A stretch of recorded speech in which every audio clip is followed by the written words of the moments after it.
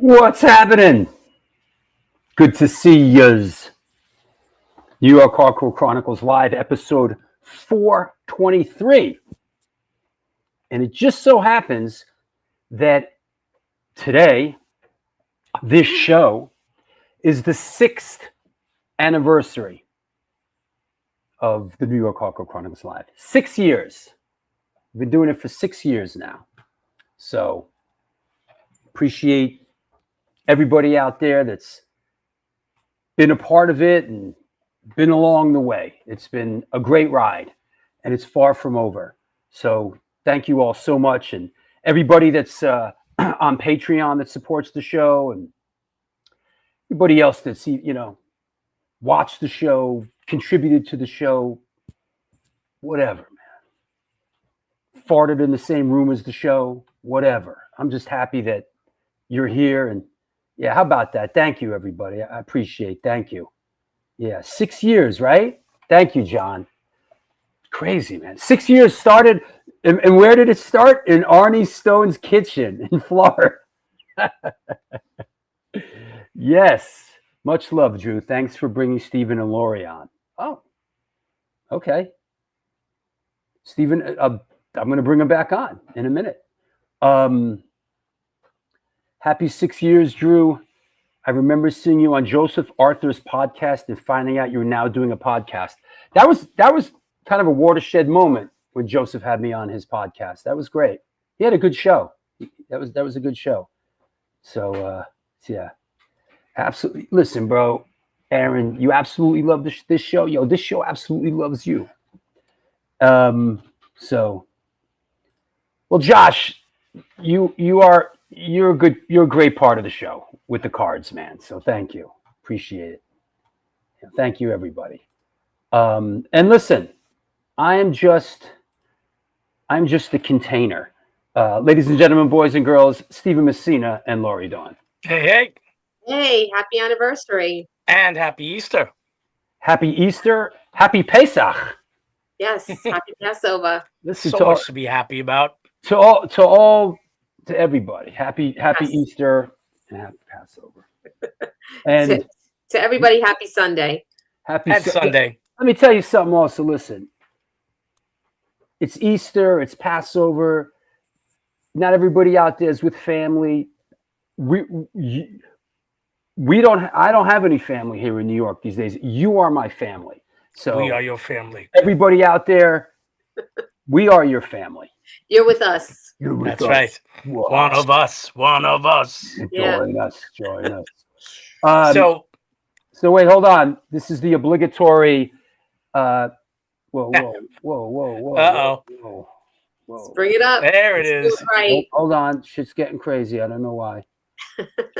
Just not acting right. Not sure why. So also RIP to Lane Staley and Kurt Cobain. I don't know how I just put the two together that they both died on the same day, Yeah. 8 spot. Yeah.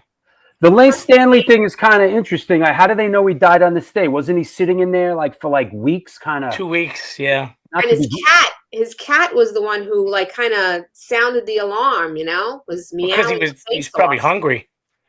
Well, wasn't the cat like eating his face or something? They did need dental records. They needed dental. Yikes. The cat like munched this poor bastard's face. Who knows? Cats have no loyalty. Yeah, cat. Fuck it. You're dead. I'm eating your face. Yeah, pretty much. You ever see like you fall asleep really hard and the cat is like sniffing your face? He wants to Every morning. Is he dead? Yeah. Every morning. Listen, if something happens to me and I die, y'all can eat my face. Daryl just waits. I open my eyes. He's like, is today the day? Yeah. Exactly. So I went to mass this morning with my mom and my nephews, and I got some holy water. Oh, Ooh. wait, hold on, Actually. wait. You got holy water. Yeah, I got holy water. The power To of bless Christ all of you. compels you. The power of the power of Christ compels you. The power of Christ compels you. It was packed. There's a huge church in Rockville Center, and the bishop was there. It was packed. It was standing room only. Yeah, apparently there's been a big surge back to the churches. Well, it's probably because the world is falling apart. Yeah, but probably. People are looking for things, right? Your mother Yeah. sews socks in hell. We were just talking about that in the pre-show. Yeah, I'm a little confused by this. Is it your mother sucks weenies in the place that is run by the guy with the horns and the pitchfork? It is. But It is it single or plural? Multiple. I believe it's plural. It's a So real. it's not just one. No. Yeah. Your mother's not down there just doing this one act. It's actually I believe it was multiple. ah, Yes. ah. Yeah, I believe that was the line, the famous line. yeah. Be gone, demon. Ah. Oh. On a lighter note, Yes. Well, this is a tradition in my family. Upstairs. Oh, well, I'm at my brother's house today, actually. So, Mom actually brought one along.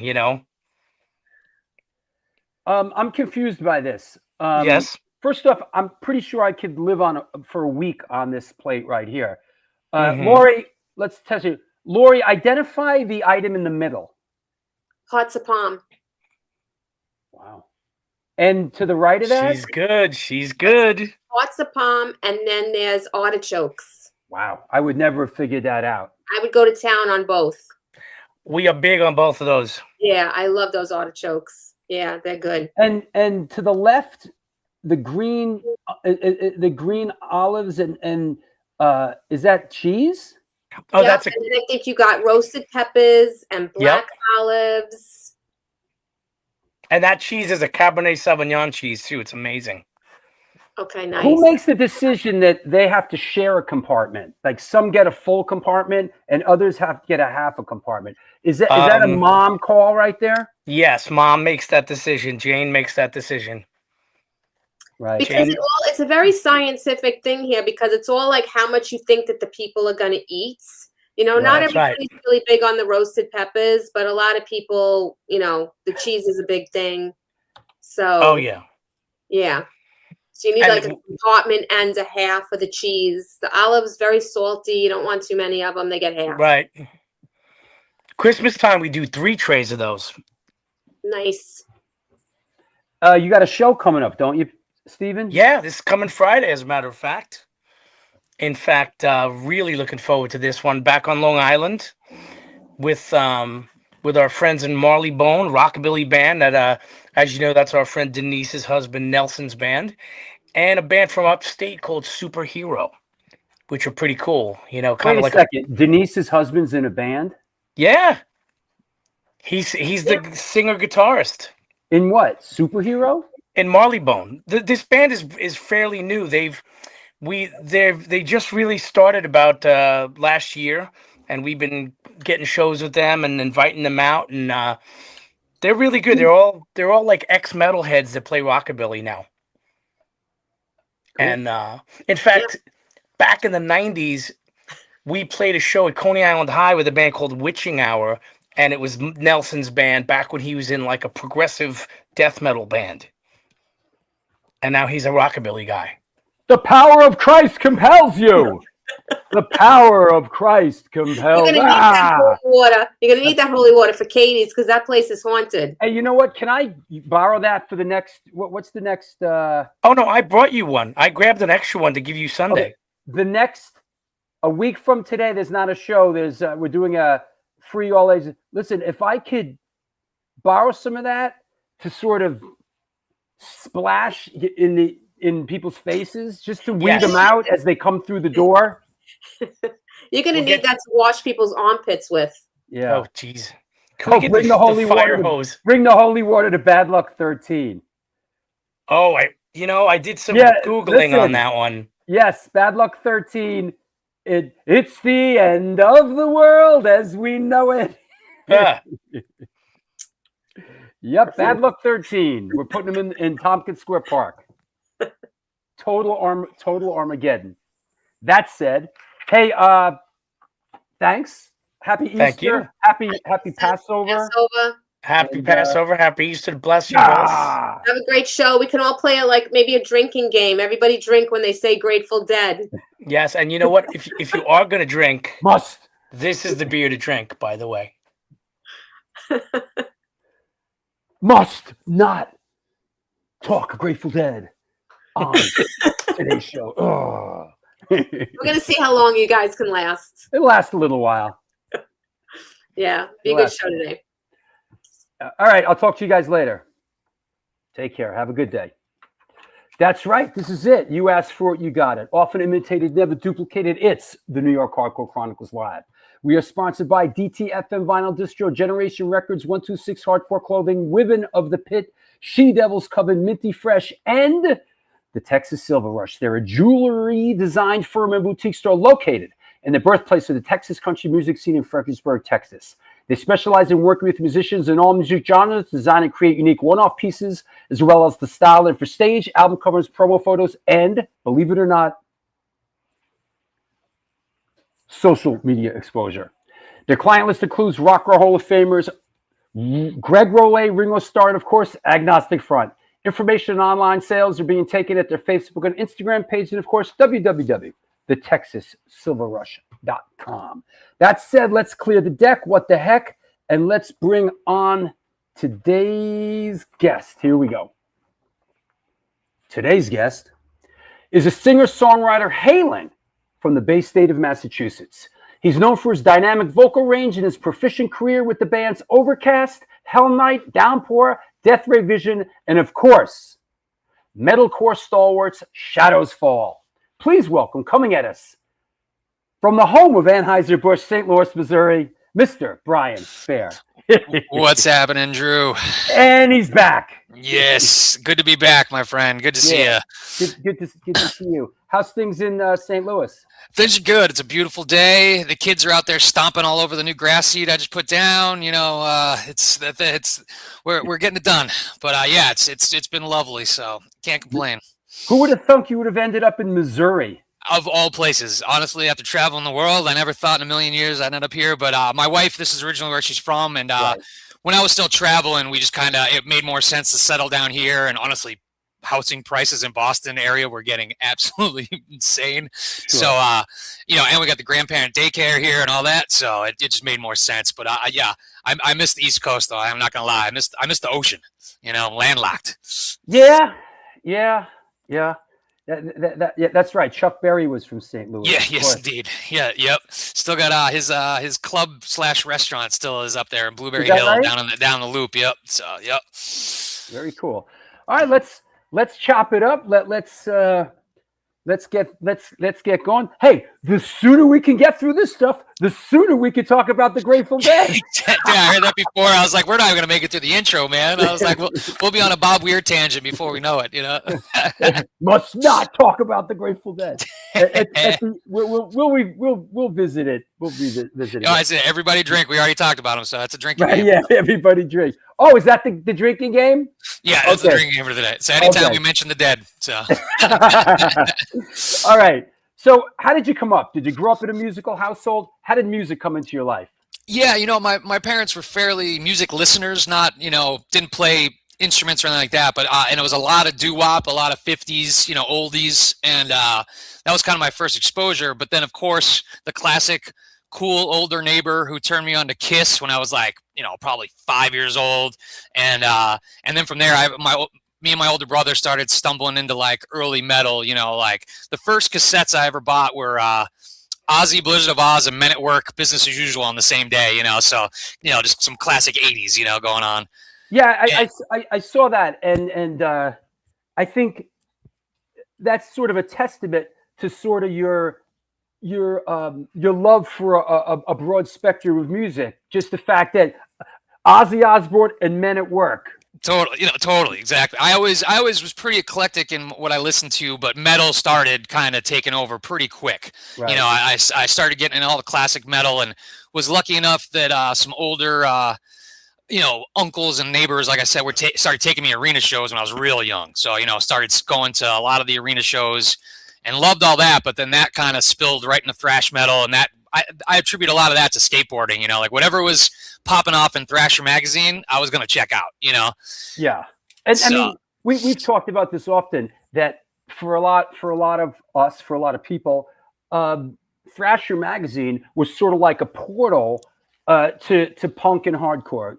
Is that 100%. Fair to say? 100%, because you'd see the logos in the like Sessions skateboard shop that would have the all the like Black Flag shirts and Youth of Today, and you'd see this stuff, and I'm just like, that looks amazing. Like, I'm in. The Dead Kennedys logo. You're like, I got to know more. So that was really skateboarding in general, whether it was skate videos or Thrasher, was a huge outlet to find that stuff. And it's crazy. I remember reading about like the Leeway Enforcer demo.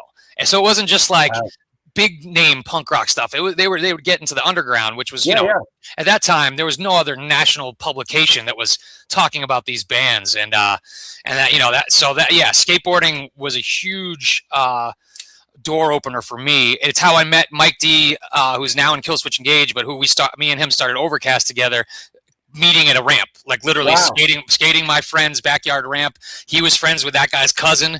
We started skating. He put on some I think he either put on like Bad Brains, Eye Against Eye or something, and I was like, oh, you know about this shit too. And that's how we started talking. And he actually took me to my first Boston hardcore show, right? Like probably a week after that. And where did you grow up? Like, where was all this going down? I grew up I was born in a town called Framingham, which is probably about 25 minutes from Boston proper. So I kind of grew up in the suburbs right outside of Boston. And which was great because, easy to get to shows in Boston. Started going to see shows at like the Channel and the Rat and all that stuff when I was probably like 14 or 15 years old, And the first show I went to at the Channel, it was Leeway, Breakdown, Only Living Witness, and I think maybe Said and Done, and that was it. I was hooked.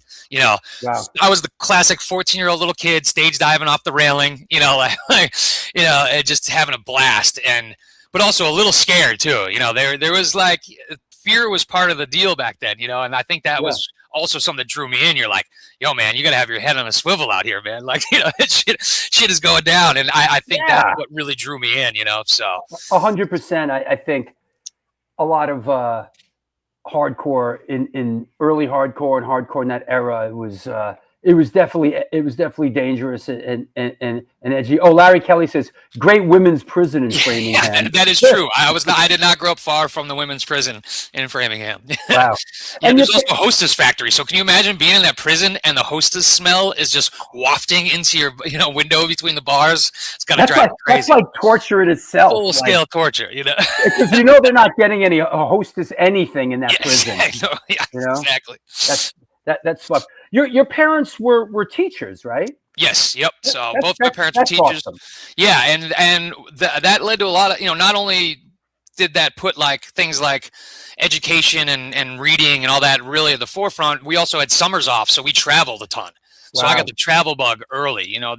We did cross country trips. We would get to Europe, and just so I was already ready to like hit the road, at an early age. I love traveling. It exposed me to so many different cultures and different things at an early age, which I think was super mind opening. You can really get trapped in a bubble if you never get outside your neighborhood, Sure. So that was huge. And them being teachers allowed that, having those summers off. So yeah, that's. It also taught me that I did not want to be a teacher. I'll tell you that too. Like listen to the stories when they would come home, you're like, right. Man. And nowadays, kids are even crazier. Yeah. But early on, was it in 7th grade? You kind of got into the recording studio as a very young person. Yeah. Did you win a radio jingle contest or something? This is a crazy story. Yeah. Tell us the story. It was for I think it was like the New England like electrical whatever like the utilities thing had a contest for middle school kids to do a jingle. And me and my friend Eric Benson and Jason Williams, we had a little Casio keyboard and we looped a beat and we basically did a really bad Beastie Boy style kind of rap about energy conservation. And I even remember some of the lines like turn out the lights when you leave the room or energy lost will be our doom, like very Paul Revere Beastie Boys style, like rhyme schemes. And we just recorded it on a boombox with this little Casio, and somehow it won. And so when you won, they took us to an actual recording studio, and it was, this legit huge studio. They got the big board in front of us, and we plug in this like, $40 Casio, into the big board, and we're just like, we laid it down. There's pictures of us like, doing the like b-boy stance in front of the big microphone and shit. It's hilarious. Does that recording exist? I guarantee it's in a cassette in a box somewhere in the archives, but I wish I had it digitized because I would definitely post it online because we have to find that. And honestly, when I listening back, we're like, this legit wasn't that bad, man, for like 80s style like hip hop, Sure. But that was my first time in a recording studio, and what's hilarious, it would take decades to get back into a recording studio that nice again because all the early other recordings I did were like on a hardcore 7-inch budget, so you're like, going into some basement studio somewhere. They're going into some basement studio at 2 a.m. Totally we have hours. From 2 a.m. to 4 a.m. 100%. It's like, you're just rolling in when someone else finishes and using up their time, so. And you have one shot at the vocals and that's it. I would always love that, man. All the early Overcast stuff. These dudes would be taking all day long, getting everything. They're like, cool, you have to record everything in one shot now, whole record, like one and done. That's it. That's come up lately. And being a singer myself, from the old days or whatever, when I was an Antidote or whatever, it's like, I'm sure you don't, and I don't. When it comes to recording studio these days, I've learned to sort of deal with this sort of situation. But it used to be you sit around the recording studio all day or all weekend, and then with these guys doing, and then all of a sudden it's okay, vocals, get up there, and you have one shot, and it's like totally, man. I don't like that happening anymore. They spent like a half a day on like drum tones, and you're like, cool, I get an hour and a half to record 6 songs, So totally. So it's nicer now that like thankfully with digital stuff and home studios, there's not as much pressure. When it was on tape, man, it was like, yo, this is all the money we got. You got to lay it down now. Like you got one shot. You as we kind of bounce around here, but you spent a lot of time in recording studios between all the work that you've done with Shadows Fall and Overcast and all your side. You've probably been in a recording studio 100 times. Probably, yeah. And I do love the recording process. Is that right? There's a lot of hurry up and wait. I've learned now what I don't need to be there for.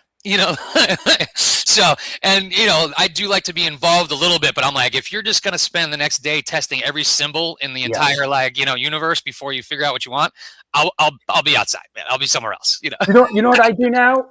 What I do now is I don't even go in for any of the basic tracks or anything. I trust the guys I'm in the band with. They're great. And when I do my vocals, at least the first pass, I go in alone, and and the engineer has everything set up, and like I show up and by myself and go in, and within 15 minutes of me showing up, I'm in front of the mic. Like, keep me in this. I don't like the recording studio, so I just want to be in there the least amount of time as possible. Yeah. I'm more that way now, but I like to. I got to sometimes rein in my guys though too, because like when I got these shredders and Shadows Fall, where if I unleash them, like it's gonna just be a shred fest. Where I'm like, at some point I got to sing over this. Leave me some space here, man. Yeah, right. Come on now.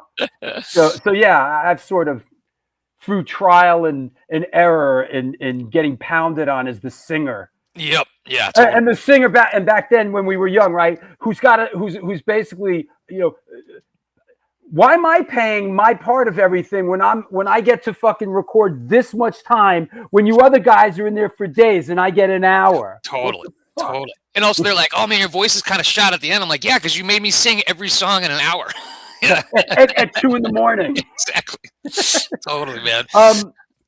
I know you went to Milford High School? Yeah, that's why I just saw that in the chat. Yeah, so I was born in Framingham, and then I moved to Milford, and that's why I graduated from Milford High. Scarlet Hawks represent, Right. So, but yeah, so and it's funny because in that area between Milford, Mass, and then there was this town, Holliston and Hopedale, these small little towns, a ton of bands came out of there. Is that right? And this band Kingpin, who's just kind of did some reunion shows for the first time. There was a band Arise and Endless, and there was a whole little weird suburban scene where we started playing shows in Boston, but we all grew up in this tiny little area.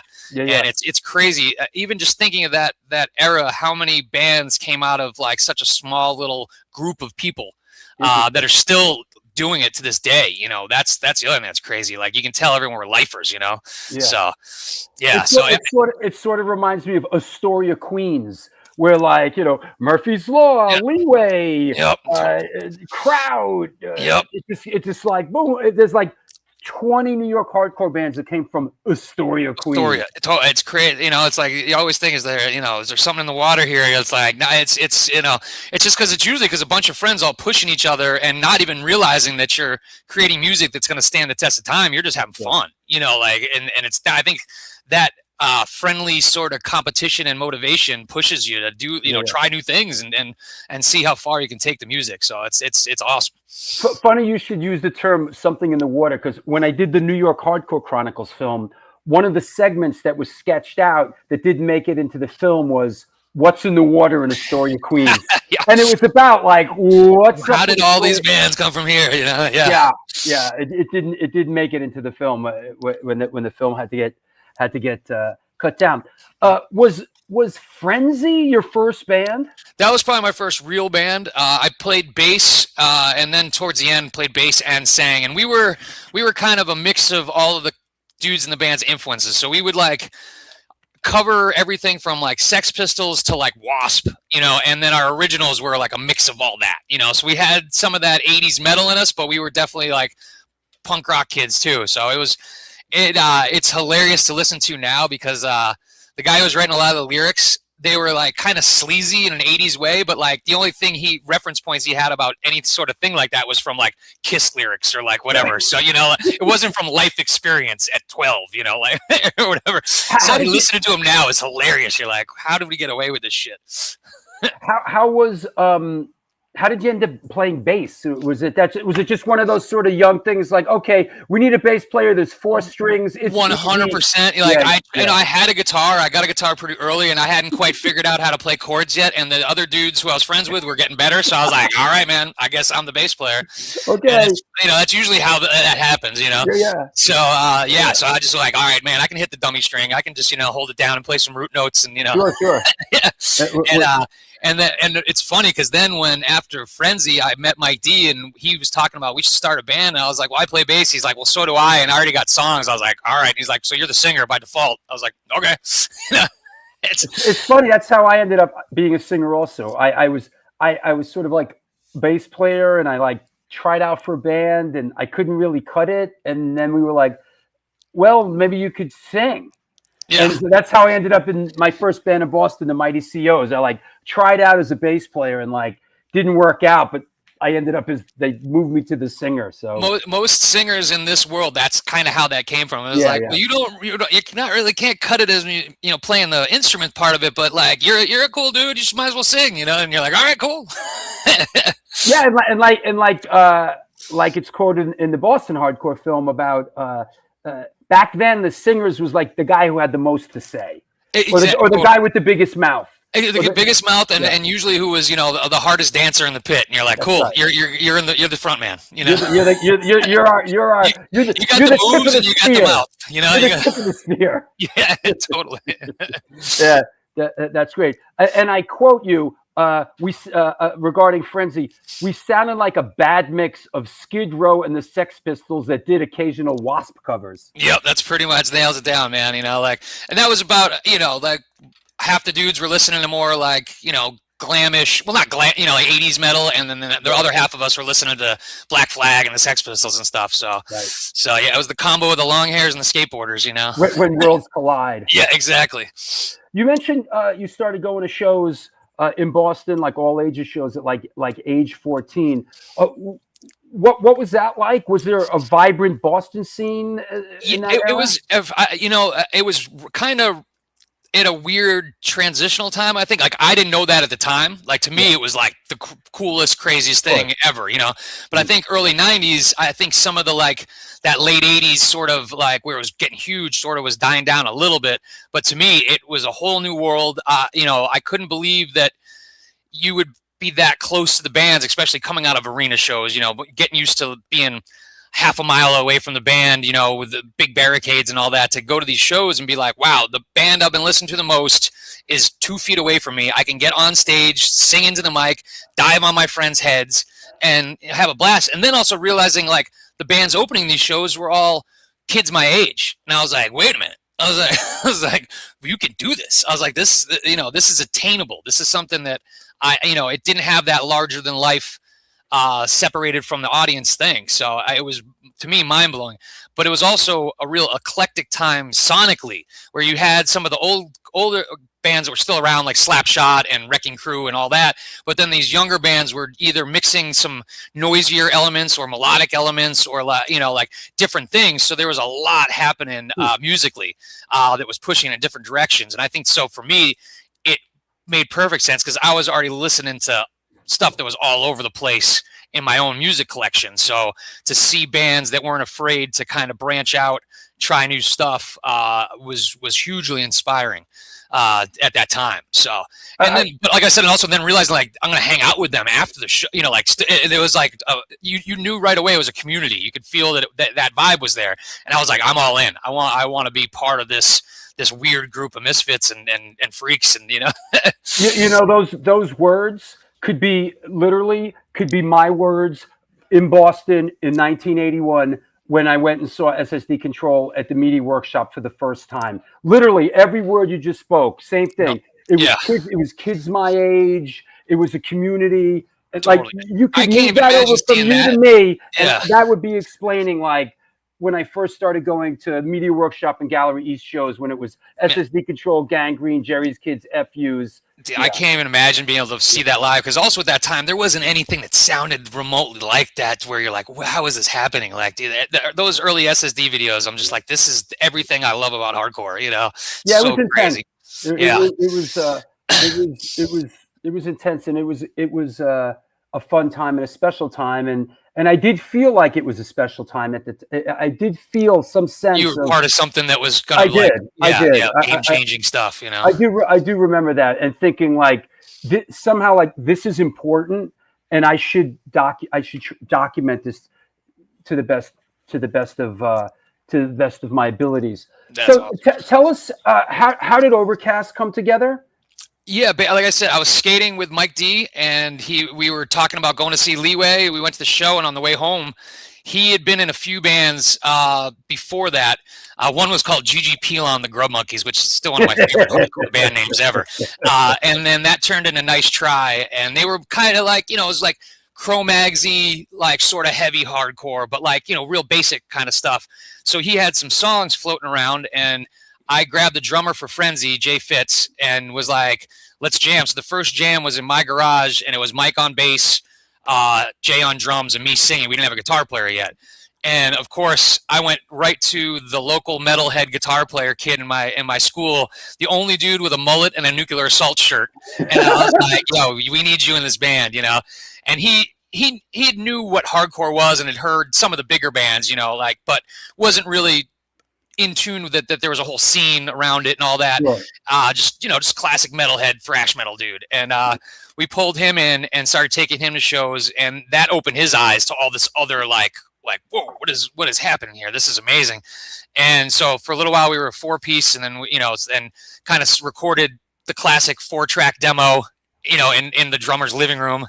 And like I said, at that time we were, the things we were listening to were mostly like Judge, Cro-Mags, Leeway, that type of like crunchy hardcore. So that's those first demos are that style, just without quite the chops yet, Sure, like very primitive version. And of course, we listened to a lot of underdogs. We had to sneak in a reggae part in one of the early songs that thankfully didn't make it on the demo, because now, man, it would have been the cringiest thing possible. And then I guess within a year, you recorded this 7-inch, and this was for Exchange Records. Exchange Record, yeah. This guy Mike Exchange, he, just like local dude who was at shows, who was like, "Hey man, I love the band, want to put out a 7-inch." And by this time we'd added Sean Rounds on second guitar, who unfortunately passed away not too long ago. It's kind of out of nowhere, super shocking and bummer news, but he brought lead guitar to it, so we started having solos on that. So like on that early Bleeding to One stuff, we were like, dude, you can rip, so just like go, do your thing. So it's funny, we didn't realize at the time, but right out of the gates we were kind of already doing quote unquote metalcore kind of stuff. We thought we were just a hardcore band, but like we started listening back, you're like, there's a little Slayer in here, there's a little little Morbid Angel sneaking in, and then the lead guitars.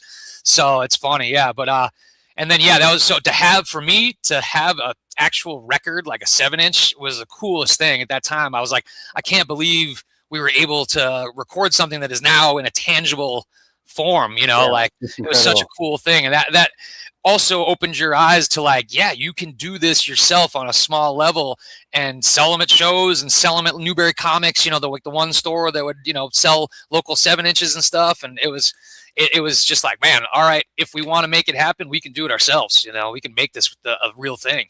I think this is the only picture of you I've seen with short hair. Yeah, that's that. Underneath there was probably a tiny little afro, but I think it was 93 was the last haircut.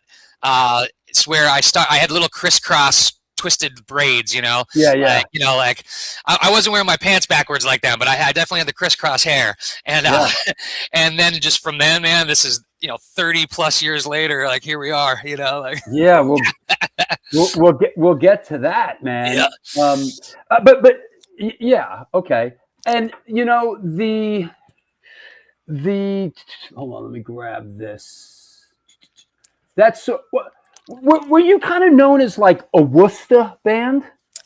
We played a lot in Worcester because at the time, like I said, Boston, the scene itself and the venues, a lot of them had closed down. The channel was gone.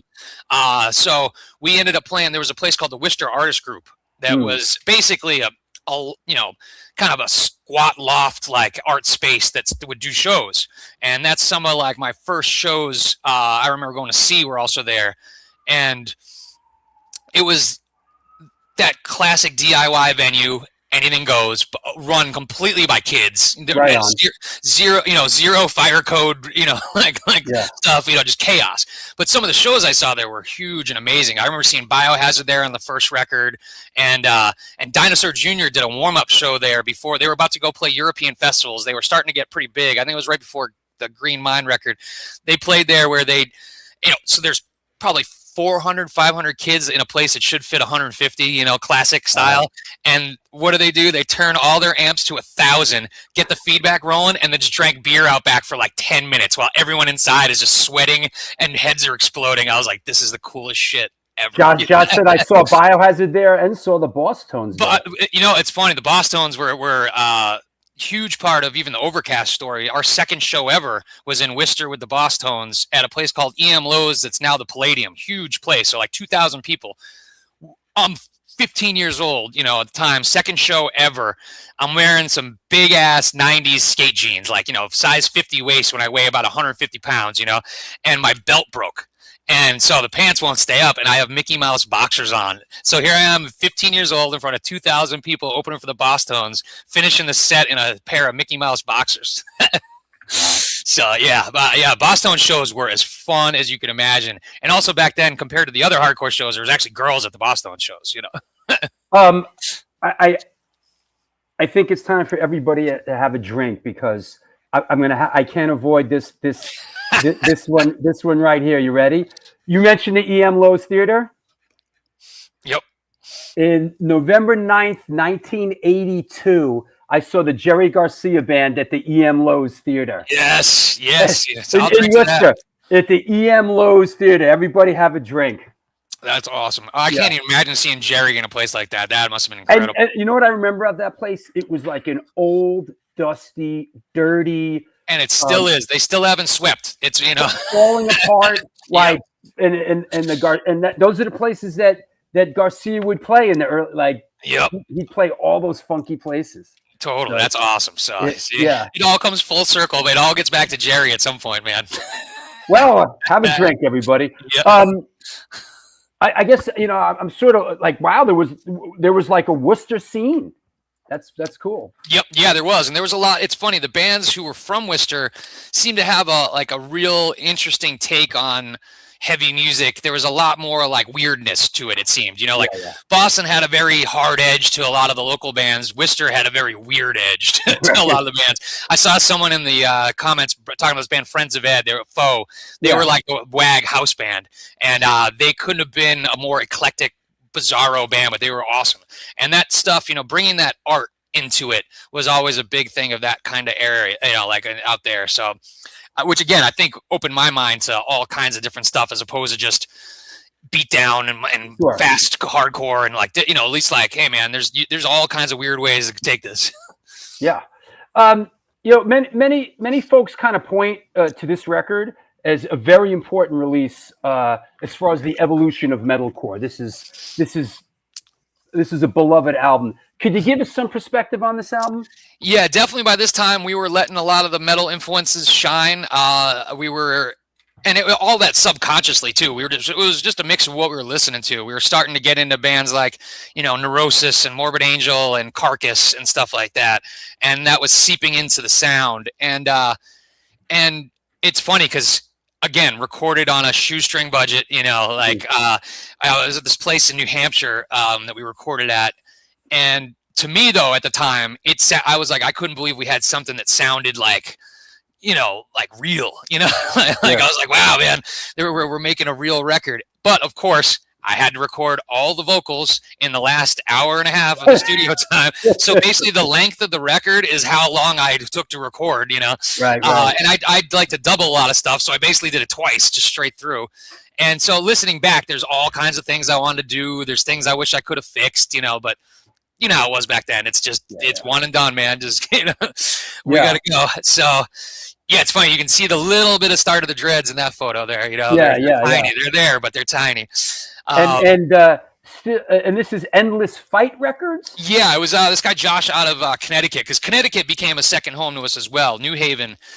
We met the guys. I met Jamie Josta. You know, he was in a band called Josta 14 at the time. This is pre-Hatebreed, and Overcast and Josta 14 used to play New Haven at the Tune-In or at like all these other spots, and that became a second home. And Josh from Endless Fight put out a compilation and added an Overcast song on it. And it's funny, it was we did a Blue Velvet sample at the beginning. It's the love letter speech that he gives, you know, I'll send a love letter straight to your heart, fucker. And a full sample, you know, which of course you didn't have to clear shit back then, you know, just put it tagging on. And we were the only one on that first comp with a sample. By the second Endless Fight compilation, every band had a sample in the front of it. We're like, oh man, you know. But so yeah, meeting him led to that, you know, just that relationship. And he put out the record, and it was awesome. So again, for us to have someone who wanted to put out our record, we're like, this is so, you know, it's so cool. And we weren't shooting for any of these bigger labels. We didn't think we could be on a Victory or a Revelation. We just were happy to like get stuff out, man. You know. Yeah. And it's crazy that record still resonates with people 35 years later, you know, or whatever it is, you know. Yeah, it's awesome. That's great. Sort of playing out the hand with Overcast. You guys kind of went at it for a couple years. You put out Fight Ambition to Kill, and then in '98. I don't want to say it. Why did it break up? But what sort of how did that hand play out? Yeah, you know, basically we've been doing it for, you know, 8 years or so at that point, you know, give or take. And we did a tour at the end. We used to play a ton, but we didn't get to tour a lot. You know, there wasn't like hardcore circuit of touring was not the way it is now. You know, and so we finally got the opportunity to do a real full U.S. tour with Disembodied and Shai Hulud. And it's funny because we actually, for the beginning of it, we took Shadows Fall pre-me, and when Phil Labonte was still singing as one of the openers, and this band from Albany, Section 8, also was on there. And by the end of that tour, it was one of those like grueling late 90s hardcore tours, you know, where we making $30 a night, you know, sleeping in the van or in a rest stop or on someone's floor. And by the time we got back, we were just beaten to a pulp. And almost all the bands on that tour broke up, except Shai Hulud stuck around, but they only had one remaining member from that tour. Disembodied broke up, we broke up, you know, it was more just like, we needed a break, man. We just, you know, and we'd been living out each other's pockets for a while, and we're just kind of like, it's time for a change. And, but it was also a bum out because for, at that time, I'm, you know, early 20s. I've been in this band for 8 years. It was more than a third of my life, you know, so it was like kind of all I knew. And it didn't take long though before I got back on the horse, you know, like it's hilarious. The last Overcast show, which, you know, at that time was at the Tune-In in New Haven. And as the feedback's still ringing out and I'm about to change into a dry shirt, Matt from Shadows Fall is already like, hey man, you know, we're working on some new tunes. We think you'd be perfect for you. You know, you want to join the band? I'm like, dude, at least let me change into a dry shirt here before, as I just put the last nail in the coffin of my old band here, you know. But he's like, nah, I ain't wasting any time, man, you know. So it's sort of like segued. One segued into the other, and before I had time to kind of cry over the death of my long-term band, I was already like working on new music, you know. That's great. Great. So and those guys had been friends for forever, so that part was already an easy transition. It's like you already know these dudes, and it's, you know, like, and they play me like with the new stuff they're working on, and it had much more of a kind of thrash metal influence, a little bit less death metal. And I was like, man, this is stuff that's up my alley. And we started working on stuff right away. And then, man, then it didn't, the hamster wheel started and didn't stop for a long time. And wasn't it sort of a somewhat bold move on their part? Because your vocals are a little bit different than Matthew's were, right? Yeah, 100%. Like, you know, they wanted to kind of go in a different way. And that once they wanted to bring in some of the melodic vocals, but that had a little bit of edge to them, you know, like that weren't like, because I don't sing in this pretty way, like, you know, like it's more of a Chuck Billy, James Hetfield kind of thrashy, clean voice, as opposed to like some guys can really like, you know, go for it. I'm like, you know, I'm more from that thrash world, and I think they just thought that was going to fit the sound of what we were doing, and it worked out great. Like we did a demo of a few new songs, sent that off to a few labels, and before I knew it, we were signed to Century Media, and man, the rocket ship was fueled up and ready to go. And this was the first record that you sing on. Yep. And you did mention Century Media, and you guys had a bit of a run on Century Media. I mean, I kind of always looked at Shadows Fall on Century Media as like, at the time, kind of like one of the more successful Century Media bands for a bit there. What was sort of like the Century Media adventure like? Yeah, this guy Tom Bjerkowitz. I always say his last name wrong. Tom B. It's just easier to say Tom B. Yep. He was very familiar with Overcast, and then when he heard that I was joining Shadows Fall, he was like trying to get new music from us, and we sent him that demo that I was talking about, and he was like, "This is exactly what I was hoping it would be. Let's work together." And at the time, Century Media had a little bit of a reputation for signing bands for long-term contracts. Basic 360 deals too, where you had to sign your publishing. There was probably going to be a merch deal, and we were like, we've been through enough that we know this is not at all what we want to do. We hammered out a contract that was different than anything they'd done. We wanted to retain our publishing. We wanted to only sign for 3 records instead of 6, which was their normal, because we were like, I don't know if we got 6 records in us, man, you know. Mm-hmm. And they acquiesced to almost all of our requests, and it was a battle, but we got them to do it. But you guys had that leverage because you were an established band. You had another release out. out. Say yes to it. So yeah, we had a little bit of leverage, but we weren't gonna compromise on that. We were like, if you don't want to at least try and hammer this out, we'll go elsewhere, because we don't want to do that. So your recording costs were not cross collateralized with the merch and the publishing? No. So we retained our publishing, and we had our own publishing deal with someone else, you know. Wow. That's great. And it ended up probably why we were able to be as successful for Century Media is because we went into it like, hey man, this is a partnership. Like if you want the most out of this is how it's going to work. And there was a little bit of pushback because we signed with the U.S. office, but they were a European-based label. A lot of the European office people were kind of like, man, this deal, like, that's not how we do this, you know, like, so there was a little bit of pushback, but we finally got all that worked out, thankfully. And Of One Blood dropped and got great kind of reviews and feedback right away. And we also knew we wanted to be a working band, so we were going to hit the road, man. You know, we were ready to get out there and not come home, you know, and that's exactly what we did.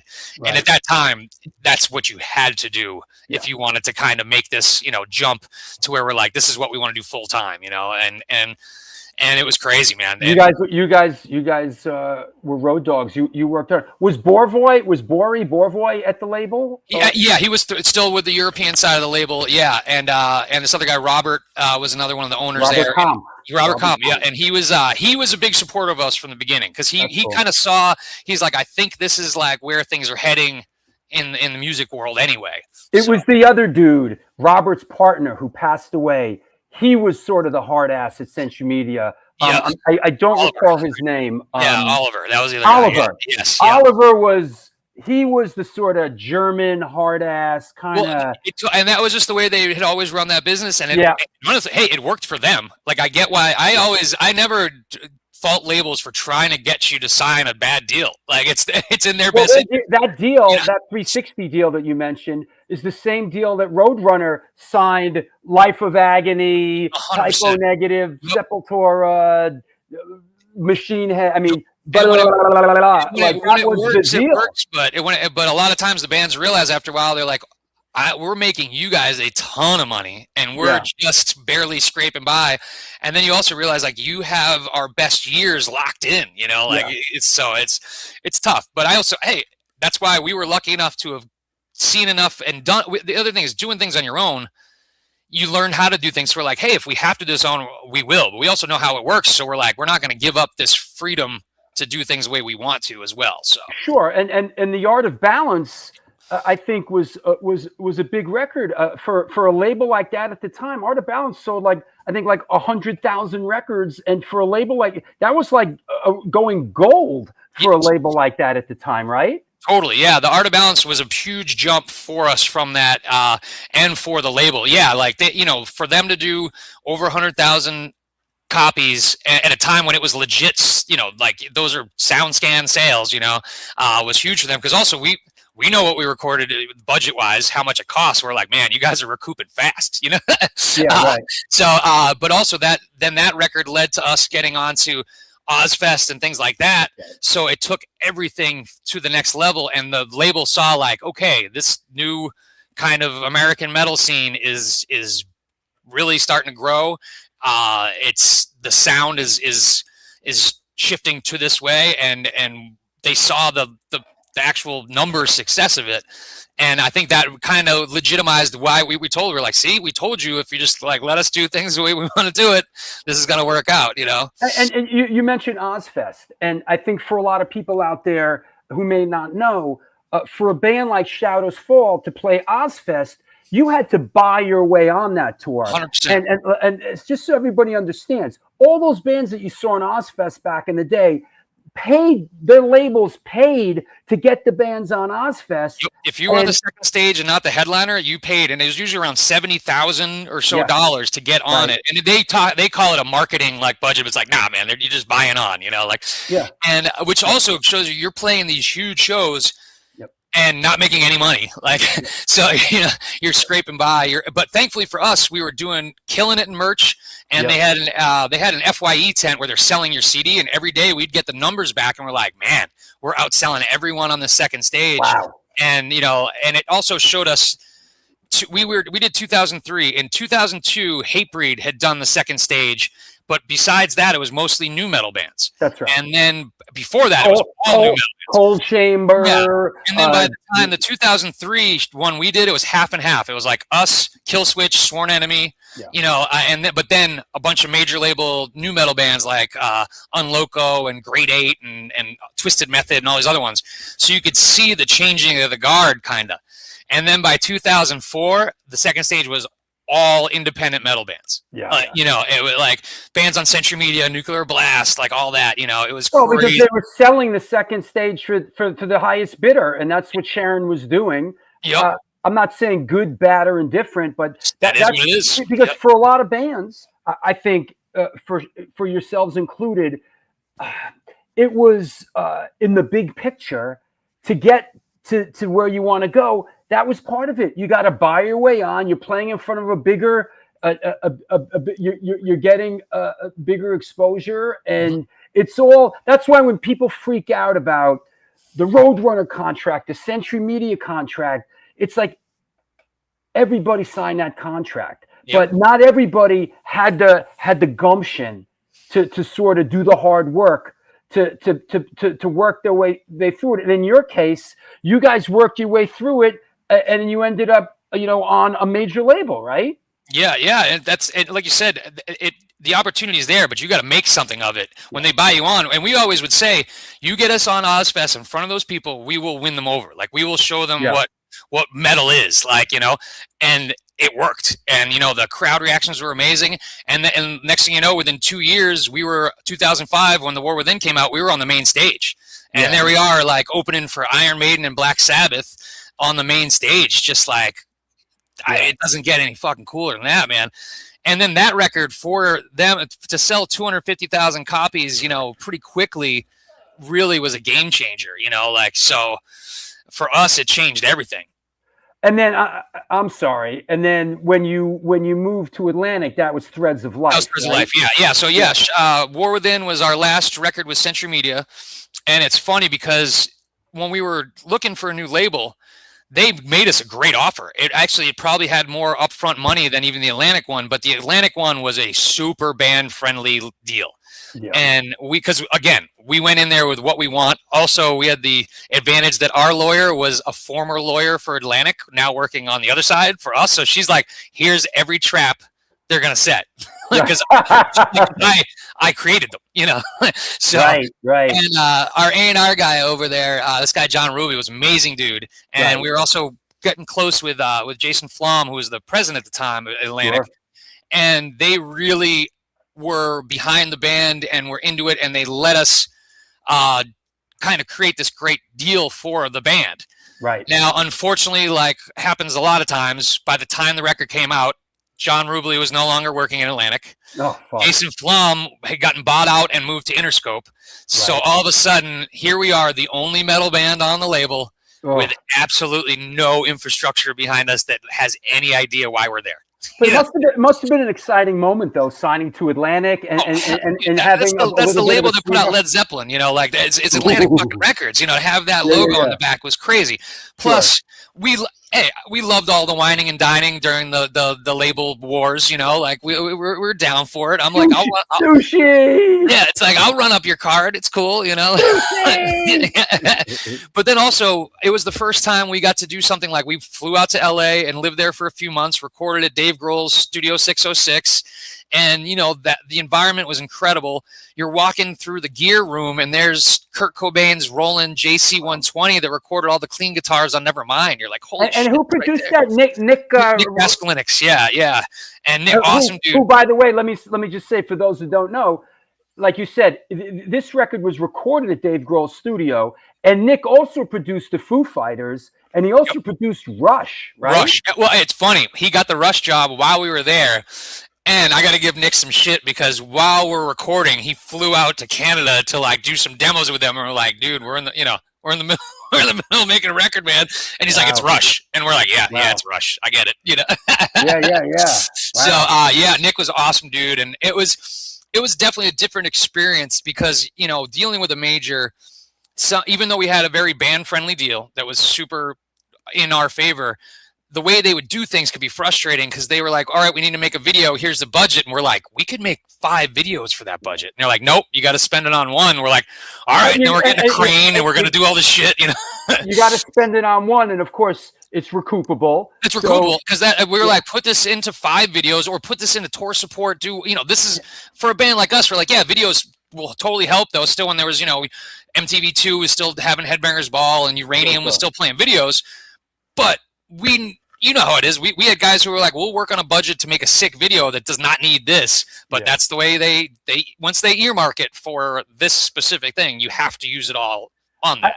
I guess it's fair to say that in a certain regard, when you end up when you're on a major label like this, you sort of like you get channeled kind of railroad into sort of this stuff where you're like, and before you know it, you're $250,000 in debt to the label. Totally. And that's what another thing people don't understand a lot of is every time they're spending money on you, they're not spending it. They're waiting to get it back. No. You know, it's like a loan with a loan shark, you know? Yeah. But again, since our deal is so good, and the record, it didn't maybe have the success that they'd hoped for initially, but it did well enough that it triggered a whole bunch of clauses in our contract for the next record. Right. And we were already not kind of happy there because all our team was gone. You know, like once Ruvali was gone, we were kind of like, we got to start finding another way, but we owed them another record. Now, because we sold a certain amount, they now owed us this much to make the next one. So we went back to them and we're like, hey, for this number, we'll go away. Just cut us a check and we'll go away. Wow. And so they did. And then we ended up signing with doing our own imprint through Ferret, who is owned by Universal, who owned Atlantic. So we basically got paid to go away and then put out Retribution through their system, you know? Yeah. That's a good story, man. We like hearing, it's like 1 out of every 6 or 7 stories is good like that. Yeah, and I think a lot of it is because we saw all the horror stories. We saw all the people who became basically tax write-off bands, where they'd record, that was something that some labels were notorious for. They'd record your album that's right, with no intention of putting it out. 100%. And then shelf it, but then they also have the rights to those masters and songs, so you can't do anything with it, and we saw all that awful stuff happen. So we had a good management team. Our manager, the Rev, Dave Ciencio, was great at that, and like I said, our lawyer knew all the pitfalls to watch for. So we really we were fortunate to come out of that in a way that didn't really damage the band or anything like that. We would have loved to have had a gold record or whatever on it, but the fact that we were able to get a Grammy nomination, sell a couple 100,000 copies, they're like, man, for a band like us, and get out of our deal in a way that made sense was as good as it could have gone.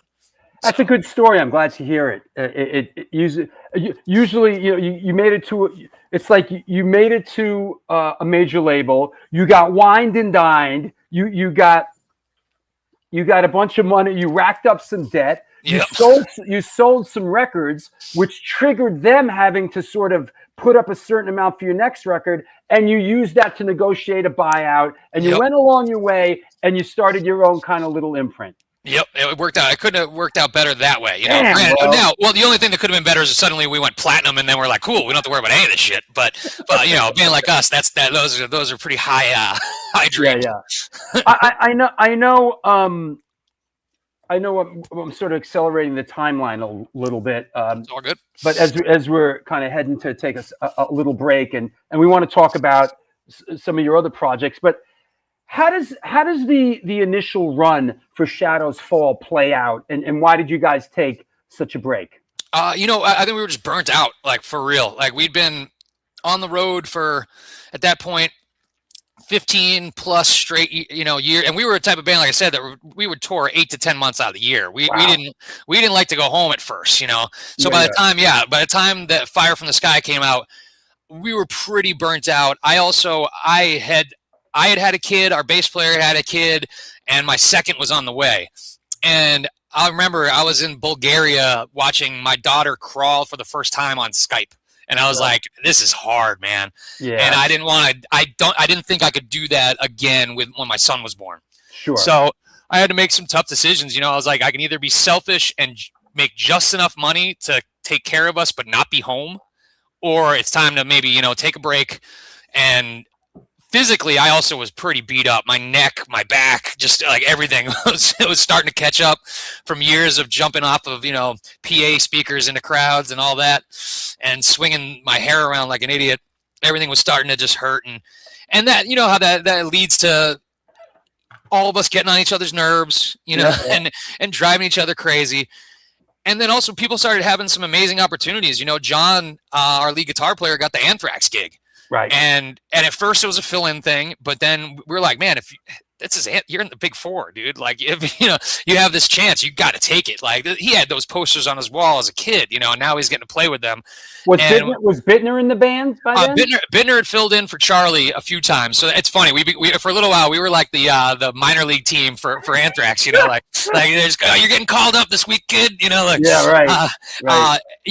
So we had a lot of connections with them, and then when Rob left the band, they brought in John, and, you know, he's now been there for over a decade, you know, which is awesome. So it made sense. Like, if we're going to hit pause, this is the time, you know, And before we all hate each other, you know, before we just, you know, we also didn't want to drag a dead horse. We were like, things are kind of, like I said, they'd evened out. So I'm like, we can keep doing this at this level, but is that enough to justify being away from my family for, you know, 70% of the year and all that? And at that time, I needed a break too, you know. But I commend you. It seems like both bands didn't end when you took a break on like bad terms. It was totally. Yeah. And it's cool. Even like with the Overcast guys, we were still as close as we were right after, you know, that broke up, and which made us able to play reunion shows and still have fun.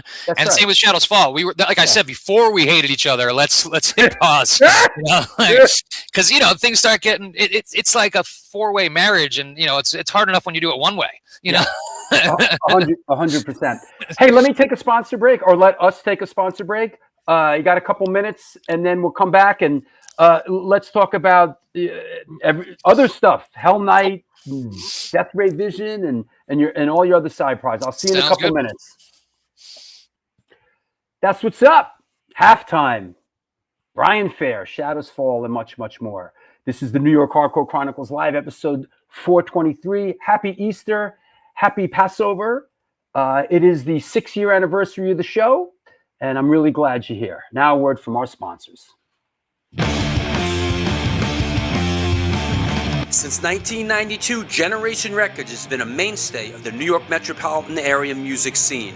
Today, they offer a diverse selection of new and used rock, jazz, indie, hip-hop, punk, hardcore, metal, blues, soundtrack, and reggae LPs, as well as t-shirts, posters, and other merchandise.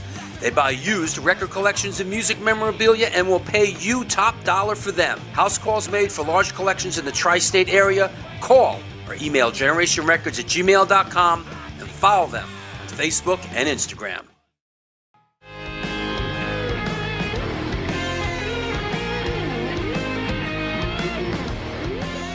Will that be cash or in debt? Do you mean debit? Yes.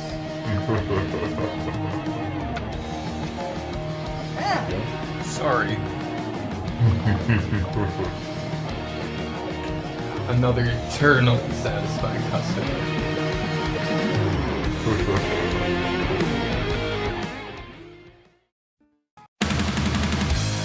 Yo, what's happening? I'm out here at one of our all-ages Sunday matinees on the Bowery. I hope that you are enjoying today's show. I just want to let you know that the New York Hardcore Chronicles Live needs your support. Please step up. There is a Patreon page that has a lot of unique program. Shows are announced there first. Lots of good stuff. There's a PayPal address right there on the screen if you want to make a contribution. There's also a super chat function. You could do that, but the bottom line is this show exists because of your support. We're going to be doing it for a long, long time. Thank you for all your support through the years. Back to the show.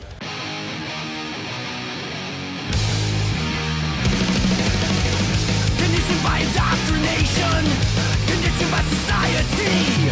You're a victim of the digital age, a 21st century casualty. Open your eyes, you're losing control. Open your eyes, put down the phone. Conditioned by misinformation, it's just the media telling us lies. Decipher fiction from the truth, society's slow and tragic demise. Open your eyes, you're losing control. Open your eyes, put down the phone. Everyone's got their fucking... Yo, what's happening? We're back. Hey, happy Easter, happy Passover, everyone. Hope everything is well in your world. Hey, just want to mention once again, please support the show. There is the Patreon QR code. Want to shout latest patron, Carrie Balch. Thank you for being a part of it. Please, if you want to support the show, if you can support the show, the best way to do it is on Patreon. And there's the link. There's the text.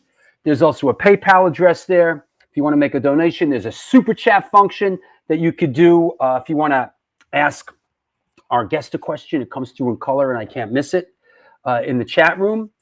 That said, I want to mention a couple of upcoming shows. Wednesday, I guess there's no show this Wednesday or Sunday. A week from today is a free all-ages Sunday matinee at A7, now known as Niagara, the birthplace of New York hardcore. A week from today, Rebelmatic, Tree, Blackout Shoppers, Catching Hell, and Oedipus Triple Rex. And then we will be back a couple days after that on the Wednesday with Joey from DOA, the director Scott Crawford, and producer Paul Rackman, celebrating the release of the documentary film Something Better Change. So we're looking forward to our old friend Joey Chithead from DOA. Wayne from Hatebreed. Speaking of Hatebreed, Sunday, April 19th. Gary Lucas, a side trip, co-hosted by our friend Joel Gostin. Wednesday, April 2nd, 22nd. Kind of excited about this. Of course, this guy played with Captain Beefheart. Being a big Frank Zappa fan, I'm excited about having him on the show. Curse Mackey, also co-hosted by Joel Gostin, Wednesday, April 29th. We're doing an Incendiary Device record review, a celebration of the new album, New York City, which, by the way, the new Incendiary Device single, Young at Heart, along with the video, along with the pre-sale, is starting this Friday. So I'm excited, and I hope that you're excited about it too. This Friday, new Incendiary Device single and video drops, as well as the pre-sale for the record New York City. Of course, Demons Run Amok's putting the record out in Europe, and Creep Records here in the States. But Wednesday, May 6th, we'll be doing an ID New York City album review with all the guys in the band and the producer and all that good stuff. This is going to be great. Greg Norton from Husker Du and Ultra Bomb, Sunday, May 10th. Good Lord, co-hosted by Joel Gostin. Is that right? Is he? Oh, he's doing a couple shows. He's co-hosting a couple of shows. Damn. Punk Island, Sunday, May 17th. I got to talk to Lori. Lori should be co-hosting this show with me. You want to co-host the show? The Punk Island show? Is that a yes? Yes, sure. Yeah, why don't you I'm co-host? excited about this. Yeah, because you guys are a part of it. Yeah, we're gonna have a table there with Punk Rock Saves Lives, Yeah. and it's gonna be a joyous occasion. Yeah. So good. Let me revise. You should co-host this with me. Yeah, we're gonna talk about. I guess we could talk about the bands then, maybe. Oh yeah, no, the band list for Punk Island is being released this week. Awesome. Yeah, Awesome. so- We'll talk about the bands. We'll talk about porta potty safety. That's right. And then Jesse Mallon, I just announced this Wednesday, June 3rd. Jesse Mallon's on the show talking about his book, Almost Grown. Have you read his book yet? I have not yet. Yeah, it's good. I will do so by the show. Yeah, that said. And then this has yet to be announced, but photographer Jeff Ladd, we always love doing photographer shows. Jeff Ladd is coming on the show on my birthday, June 28th. So that should be pretty cool. And Nice. You know what? This week we sort of haven't. There's a couple of big guest announcements coming up. Yes. And I think this week I'm gonna shoot like a little unveiling, but we got two big guests coming up. One is someone we've been chasing around for years. So I can't wait. I can't wait. And you're so maybe this week we'll shoot a quick So a clip little of reveal. a big unveiling. Yep. Sounds All right. great. All right, Sounds great. Yeah. Eddie's. I'll see you soon. That's what's up. Yeah, big announcement this week. Yeah, you're gonna be stoked. One of the probably top 5 guests we've been trying to get on the show has committed. So let's get excited about that. That said, is that right? New York hardcore bands never shut up about being from New York City. Okay. Sure, why not? That said, let's bring our guest back on. It's happening. What the hell else are they supposed to go on about, right? Exactly. Fucking weird. So let's get back into it. So when Shadows Fall kind of goes on a hiatus, where does that leave you, and where do you go basically with your music career? Yeah, I was kind of planning on taking a little bit of a break from music in general, but I just can't. Like, it's just it always somehow something finds a way. Sure. And when I first moved to St. Louis here, I met up with some guys again through skateboarding. I was still, here I just turned 50 and I'm still skating. So like, not quite the way I used to, but skateboarding is always a part of everything. So I was skating locally and I met this guy, Andy White, who had been in some bands from around here. And he had started this band called Hell Night that it was more of a, like, it's definitely more on the punk hardcore side of things. But with it's weird. It's like that attitude, but almost like some Deep Purple-ish riffs and all that, but just sped up and down to dirtier. So I saw them locally, and they were the first local band I saw that I was like, yo, this is legit. Like, this is my shit. These guys are doing it up. Yeah, and the original singer was a friend of my wife's, and he was amazing. But he had decided he just kind of didn't have the time to commit to being in a band, and just had kind of done it. And was like, I'm kind of over it. So once I heard he was leaving, they were like, hey, would you be interested? And I was like, dude, I already love the songs. I already knew the whole, like, a bunch of the first EPs. So we started jamming and wrote and we wrote like super fast, where they would send me stuff. I'd have ideas. We would record it like, in a week or two, like we wanted to keep that like kind of manic, original inspiration energy to everything. And the live shows were a blast. It was super fun. And we recorded some killer stuff. We, a bunch of EPs, a couple other little comp tracks and stuff like that. And it was a lot of fun. We've kind of dialed it back over the last couple years. Just again, everyone's just, life gets in the way of all good things. But man, I've been revisiting some of those EPs recently, and like, man, we laid some shit down. And it was funny, like to as you get older, I seem to get into more aggressive, like, music because it was way more brutal and harsh than like the Shadows Fall stuff. So It's funny, instead of like dialing it back, I was definitely amping it up, Yeah, That makes sense. And how about the Death Ray Vision stuff? Yeah, well, that kind of started where Mike D and Pete from Overcast had been working on some stuff, and so the original and what's his name from Killswitch was in that. Yeah, that's Mike D, the bass player. Yeah, is in Killswitch. So like they approached me with some tunes, and it was definitely had a early melodic, early metalcore sound to it, like more like in the crossover kind of sound.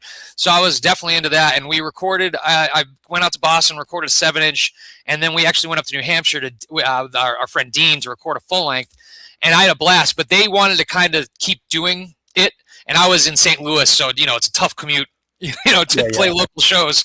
So I told them, I'm like, hey man, if you guys want to keep going, go find other singers. And which they did. They've had a couple other dudes. I think they've kind of ramped it down. They did unfortunately run into a little controversy. Where one of the guitar players, I think, was a little bit on the sketchy side of some things that they didn't know. Just kind of one of their fill-in guitar players, so they were dealing with some of that shit, which is a bummer. But yeah, it just was one of those things where if they wanted to be, a working band, I couldn't do that. Yeah, I love those first couple things we did, but I'm glad that they kept doing it. And most recently, Keith, who was the bass player for Wrecking Crew, became the singer. He just said that. Jeff Garr was the second singer, and now Keith from Wrecking Crew. Yeah, Keith from Wrecking Crew is singing. So Keith Bennett now sings for Hell Night? No, for Death Ray Vision. Excuse me, for Death Ray Vision, right? Yeah. So I don't know how active they are these days, but he did the most recent record with them, and it was killer. It was funny. They actually rolled through St. Louis for a show, so I got to hop up and do a couple tunes, but then also trade some stuff off with Keith. So it was super fun. Yeah, so, Keith is a character. Yes, indeed. Yep. Good stuff. Have you seen? Is this new? Hold on. Let me clear the deck a little bit. Have you seen your latest Hardcore Legends trading card? Yeah. Those rule, man. This one? Yeah, I haven't seen. I don't know if I've seen that one, but that's one of my favorite photos. I think he updated it since you were coming on the show. Nice. No, new and improved. He says new and improved. Nice. Yeah, that's one of my favorite photos. Like, that's a killer one. Plus, I'm rocking the Endpoint, old Louisville hardcore T-shirt there. So, nice. Yeah. See, I always love rocking like 80s and 90s hardcore shirts at festivals and stuff, just to be like, at least give these kids a little bit of an education on some bands they may have missed. It reminds me of Vinny Stigma, who is such a beloved figure. He wears a different band shirt like everything he does. Like every day, he'll give props to a band like he'll wear it once and move on to the next. Everyone gets a little love from that. And that's such a huge part of the scene, because I remember learning about bands from thanks lists in 7 inches and from what the other band members were wearing in the promo photos. I'm like, oh, I love these dudes. Who's that? I'll go check them out. Yeah. And I've tried to always keep that going for sure. So. Yeah, and here's the back of the card, which is pretty cool. Nice. Dude, the hardcore trading cards are rule, man. It's great. So he said he did a couple special. He did a special one or two, and one of them caught my eye because I sort of didn't. Here it is. I didn't come across all this doing my homework this week, but once he sent me the card, I was like, "What's this? What? Here's a card for the Late Night Crew." Oh, dude, that was me and a couple of the guys from Unearth. We did a Motley Crue cover set just one time, and we never practiced. I borrowed a bunch of my girlfriend at the time's like lace gloves from her Halloween costume, and unfortunately drank pretty much a fifth of Jack Daniels during the set, so I don't remember the last couple songs. Okay, so this was a one and done. One and done, man. It was hilarious, dude. And you remembered these words? Yeah, no, I'm not gonna lie. I was definitely just mumbling. Vince Neil doesn't remember them now either, so it's fine. Right. I sounded better than he does now, so it worked out. Well, Vince Neil has like 5 teleprompters. Yeah, totally. So, but that was a blast. Also, until it wasn't, because definitely by the end of that set, who knows what I was saying? And this is a great one. This is your rookie card, and it looks like your hair is just starting to dread up. Yeah, that's definitely look, another endpoint shirt. That's great. But yeah, totally. That was right after the little braids came out and they started to turn into actual dreads. So that's probably also right at the beginning of like hitting some early '90s deadlots, as well. Yeah. So they're up. Said it again. So gotta. Yeah. There you go.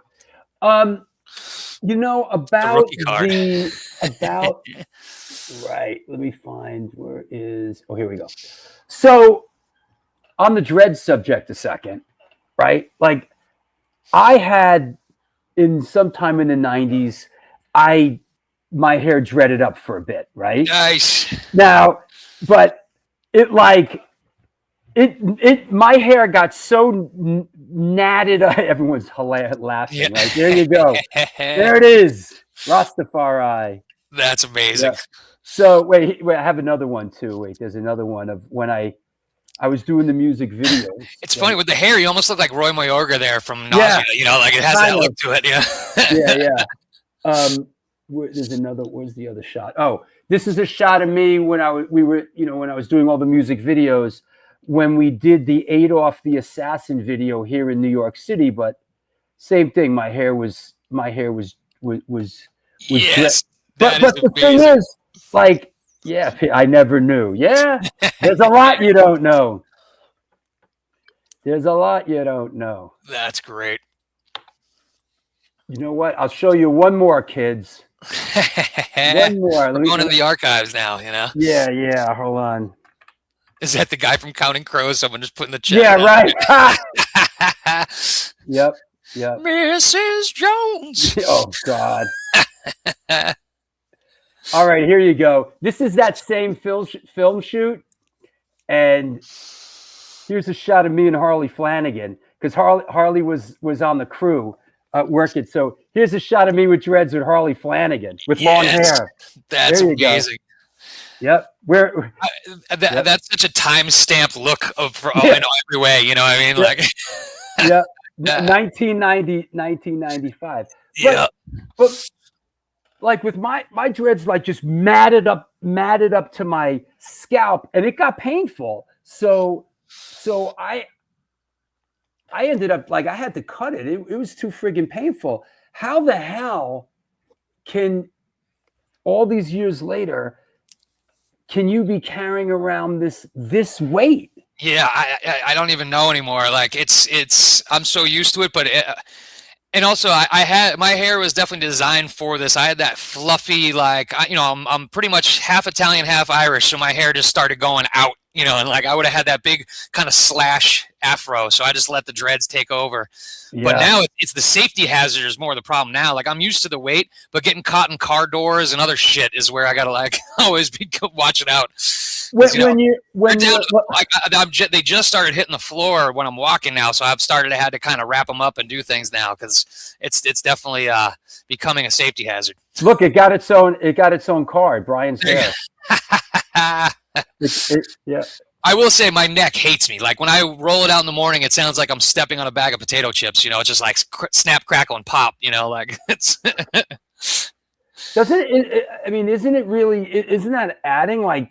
Aren't you guys basically have 10 pounds on your head? It's funny. I actually weighed it. I tried to weigh it once where I was at the vet with my dog, and they have that like raised scale that they have the dogs in. I just tossed it all on there, and it's only a little over a pound, but for hair, that's insane. Hair is usually like a fraction of an ounce, like it's like nothing. So yeah, mine and when it's wet, forget about it. Like I get out of the pool and that shit weighs a ton and takes the whole day to dry too, All right, everyone, now's the time for your Brian Fair dread questions. Have you ever tore any of the big ones off? Yeah, I've definitely found pieces on stages afterwards. Like after set, you're like, here's a chunk that just got someone stepped on or got ripped out.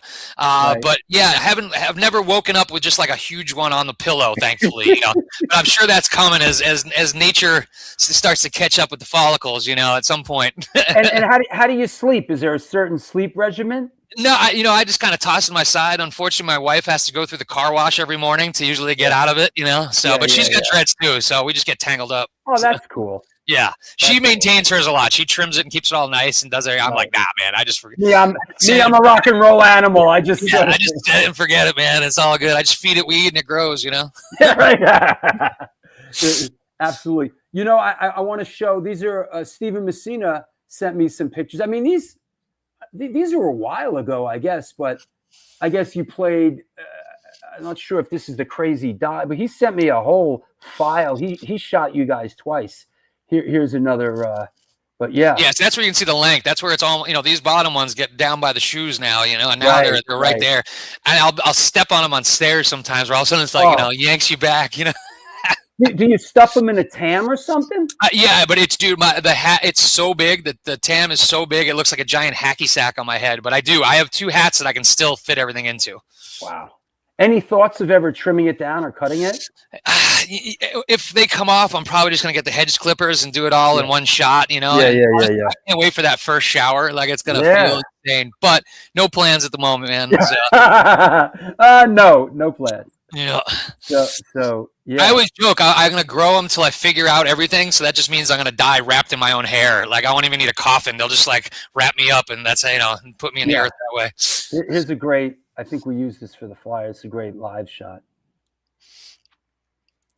Oh, that's a killer one. Yeah, that was at one of the, that was at the Florida Danny Wimmer Festival. What's that one called? Oh man, there's so many different ones. The one on Daytona Speedway. Oh yeah. And it was incredible show. One of our first kind of shows back. Like, we had done a few festivals, and it was probably 100 degrees. The crowd was bananas, but it was one of those ones so hot they had to spray everyone with the fire hose, but people were going off all day, and that was an incredible set. So, and see, I'm still a hardcore kid at heart. Even if giant festival like that, I'm on the barricade somehow, much to the chagrin of the dudes who got to deal with the mic cables and all that. Like, I'm going in, man. I just can't help it. So what, after sort of taking a hiatus, at what point does Shadows Fall reconvene, and under what circumstances? Yeah, basically right before the pandemic, we had been talking. We're like, it's been almost 5 years. We've kind of recharged. We'd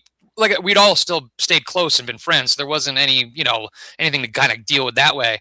And we had started to set up a show in Massachusetts to try and do a kind of a reunion show. Unfortunately, right when we were about to announce, the whole world shut down. Right. So that put it off by about 1.5 years or so. Right. And which I will say, it gave us even more time to prepare. And we were never known as a band that liked to rehearse. We always assumed, we tour so much, we don't need to rehearse. We're playing these songs every night. When we actually rehearsed a ton, we're like, wow, we're way better when we rehearse. We should have been doing that for decades, man. Like, you know what they say, like, you know what our rehearsal is? The first fucking 5 shows of the tour. 100%. So, but we were, since we weren't touring, we got a one-off, and I went into full, like, training mode. I was like, I want to come out there the way I left. I want to be in top shape.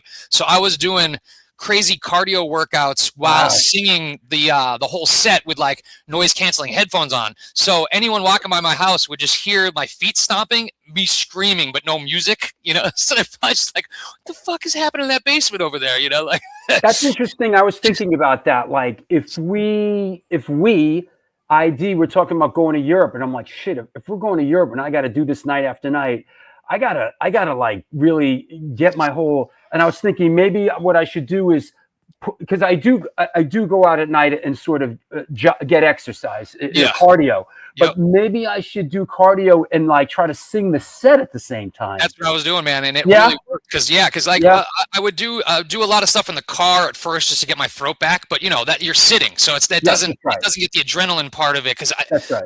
I you know how when you're a front man in a band like this, you're not standing around, you're running around, you're doing everything. 100%. And even if you try and hold back, you can't. It's the adrenaline kicks in and you go for it. So I didn't want to hit a wall. So I'm literally there, doing burpees and jump squats and all this shit while like singing the set. It also made me kind of have to learn to have the words just be automatic too. You know what I mean? Where I wasn't even thinking about it because I'm doing all this other stuff. Yeah. So we hit that stage like a steamroller, man. It was awesome. And Was that just like the first one when you got back together? It was just one show. I remember this now. We didn't even want to book anything else. We're like, let's just get through this. Let's crush this. And now there was maybe some stuff on the back burner that people had kind of reached out about, but we're like, we're not even going to book anything until we get through this show.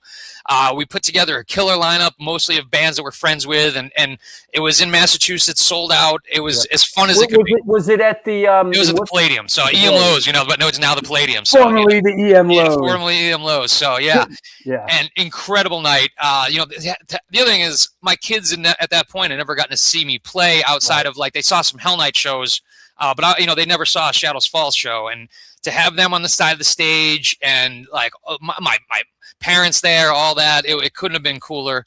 And that definitely, it reignited some of the energy. So we started then booking some festivals, doing some other shows. I don't think we'll ever tour full time. Like the most we've been able to do since we got back together was like a 2-week run with Killswitch Engage, which was that was the thing. We're like, if we get offers like that, we can find a way to do a couple weeks, but just to be able to get back on stage, see the people singing these songs again, it was just so awesome, Yeah. And I guess, like you said, you got one of your guys is in Anthrax, another guy is in. Jason was playing with Overkill at the time, so he was doing that. He's not anymore, but he's always got a million things going on. He's an assassin, that kid. Yeah, so that's what I mean. To schedule everything, to find time, it's definitely difficult. And then some of us also have families and other full-time jobs to work around too. So it's tough to find ways to make it work. But when we do, it's also nice to be able to pick and choose your battles. We're like, hey man, this show makes 100% sense. Let's do this. Or like, I also love that there's now the U.S. festival scene, which didn't really exist, when we were active, having, Louder Than Life and Aftershock and all these things. What's the one we're thinking of in Daytona? Biohazard just played that. Yeah, it's huge festival. It's killing me. There was like 250,000 people there. It was mad. Hey, what's the name of that big festival in the Daytona racetrack? Big, like, sort of 3-day thing. I can't believe I can't remember the name. It's killing me. It'll come up. Yeah. But all these, the Danny Wimmer Presents festivals are just done so. Welcome to Rockville. There it is. Yeah, there it is. Welcome to Rockville. Yeah, it was awesome. I also it was funny because, like I said, it was 100 degrees there, and you'd see all these people at like 9 a.m. already sunburned, and you're like, dude, you got 3 days left, man. You're gonna be hurting. It's like I remember those. Well, still, but I remember the first time being exposed to those European festivals, and it's like people like sleeping in like mud and just and I was like, holy shit. Also being like, oh, there's this weird river here. You're like, no, that's just the porta potties draining like in the back. But and then you have to walk through it like but to see how awesome those things were, I was like, how do we not have this in the States? And and finally it's being pulled off in a way that makes sense, and those festivals couldn't be better. So I think a lot of it is early on in Europe. I think the fans were more accepting to sort of festival bills with like David Bowie, Kiss, Mayhem, and Biohazard. And it was like, totally. Whereas the States took a little time to sort of get acclimated to that concept of it doesn't have to be just one genre. Exactly. Some of the crazier festivals we've done, I remember we did one in Korea where I think there's maybe one other metal-ish bands, but the rest of it wasn't. And it was bands from all over the world. Is that right? We're playing, the headliner was this band called Bump of Chicken, which is one of the best band names of all time, first of all. And they sounded like a Japanese Dave Matthews, but then when we came on, there were circle pits and stuff too, it's like people were just like, whatever, man, just give us music. And it was on a beach in Busan, Korea, where you're looking at the ocean. I'm like, this is as cool as it gets, It's like, who in a million years thought that like metal and hardcore would get me to the beach in Busan, Playing with a band called Bump of Chicken. Busan. Reminds me, was that Train to Busan? You see that movie? That was great. No, I haven't, but I'll great zombie movie, Train to Busan. There's a sequel to it. Really good. Awesome. Awesome. Yeah. Always love a good zombie movie. Oh, yeah, and this is a good one. Nice. One thing that caught my eye that I thought was very cool. I know this was fairly recently, but you guys got some love from Springfield. Oh, yes. Tell us about this. This is very cool. It was crazy, man. So we did a show at the MGM Arena with Lamb of God and Hatebreed, and we're kind of based out of Springfield, Massachusetts, sort of. That's kind of like all the guys in the band are from Western Massachusetts, and the mayor proclaimed that day as Shadows Fall Day. And when I first saw it in the dressing room, I thought it was kind of just someone was messing with us, and they're like, no, this was literally a mayoral decree that from here on out, July 18th, was Shadows Fall Day, and it was so cool. So on stage that night, I definitely held that up and read it out and was like, since the mayor has, proclaimed this day, he wants you to act accordingly, and I want you to fucking destroy this place in honor of Fall Day, And the crowd was loving it. It was cool, and it's like, but never in a million years did I think I'd literally have a signed, document from the mayor proclaiming a day in the honor of Shadows Fall. That's and awesome. Lamb of God, who were headlining, came into the dressing room. They're like, "Man, it's our show, and you got a day." We're like, "Hey, man, local heroes, bro." Stay at it, boys. Maybe someday. Count Ralph has said, I seen Shadows Fall at the March Metal Meltdown Fest at Asbury Park. Mini riot in the hotel after. Yes. Oh, my God. I remember that, dude. No way. That was madness, dude. Us and the All Out War dudes. I think some of the Bad Luck 13 dudes were there. And now, I don't know how it happened, but I believe as we were walking away, there may have possibly been some broken furniture that was possibly on fire, but I don't know exactly. There's a lot of rumors. I don't know if you caught this, but we do a couple shows in Tompkins Square Park, and we're bringing in Bad Luck 13. Dude, Bad Luck in Tompkins Square Park, it may be the center of the earth may crack open, and that may be the end of everything. What could possibly go wrong? It's funny. Every time we played Philly back in the day, we stayed with a bunch of the Bad Luck dudes, and it was always a party, man. For better or worse, it was an experience. Yeah. That's great. Hey, let me take a quick sponsor break, and we'll come back and we'll take some questions from around the world, okay? Awesome. See you in a minute. That's what's up. It's the New York Hardcore Chronicles Live. Question time. Post your questions, please. We are sponsored by blah, blah, blah, blah, blah, and She Devil's Coven. She Devil's Coven is a prominent female-owned business based out of Wallingford, Connecticut. Owner Rachel King Keys comes in full force, being extremely versatile and multi-talented as a candle maker, traveling makeup artist, and event planner. She's established her identity as unique across the map since 2020. Be sure to catch her on May 3rd and 4th, debuting her biggest show yet, selling her goods in New York City at the world-famous makeup show located at the Metropolitan Pavilion on 115 West 18th Street. Be sure to give her a follow on Instagram and Facebook at She Devil's Coven. Last but not least, and I was just there last night, Minty Fresh Presents, our promotion company that put on hardcore metal shows at Locals Bar in Manalapan, New Jersey. Manalapan, represent. Founded by Chris Gullis, a.k.a. Big Polish of Bulldoze, and Frankie DeAngelis of Silence Equals Death. The shows are all ages with plenty of free parking right there in the strip mall. I just parked there last night. The kitchen's open all night and the bar until 2 a.m. If you're a band looking to play and you don't totally suck, or if you do suck but draw a fuckload of people, reach out to them at mintyfreshpresents@gmail.com. Ticket pre-sales for events are available at mintyfreshnj.com. Check them out on Instagram, Minty Fresh New Jersey, and help spread the word to support DIY hardcore and metal in Central New Jersey. Minty Fresh Presents. Damn straight. I was just there last night for the Kelly Kell benefit, and it was great. A couple events coming up. 1 week from today, it is our free all ages Sunday, free 16 plus now, matinee at Niagara.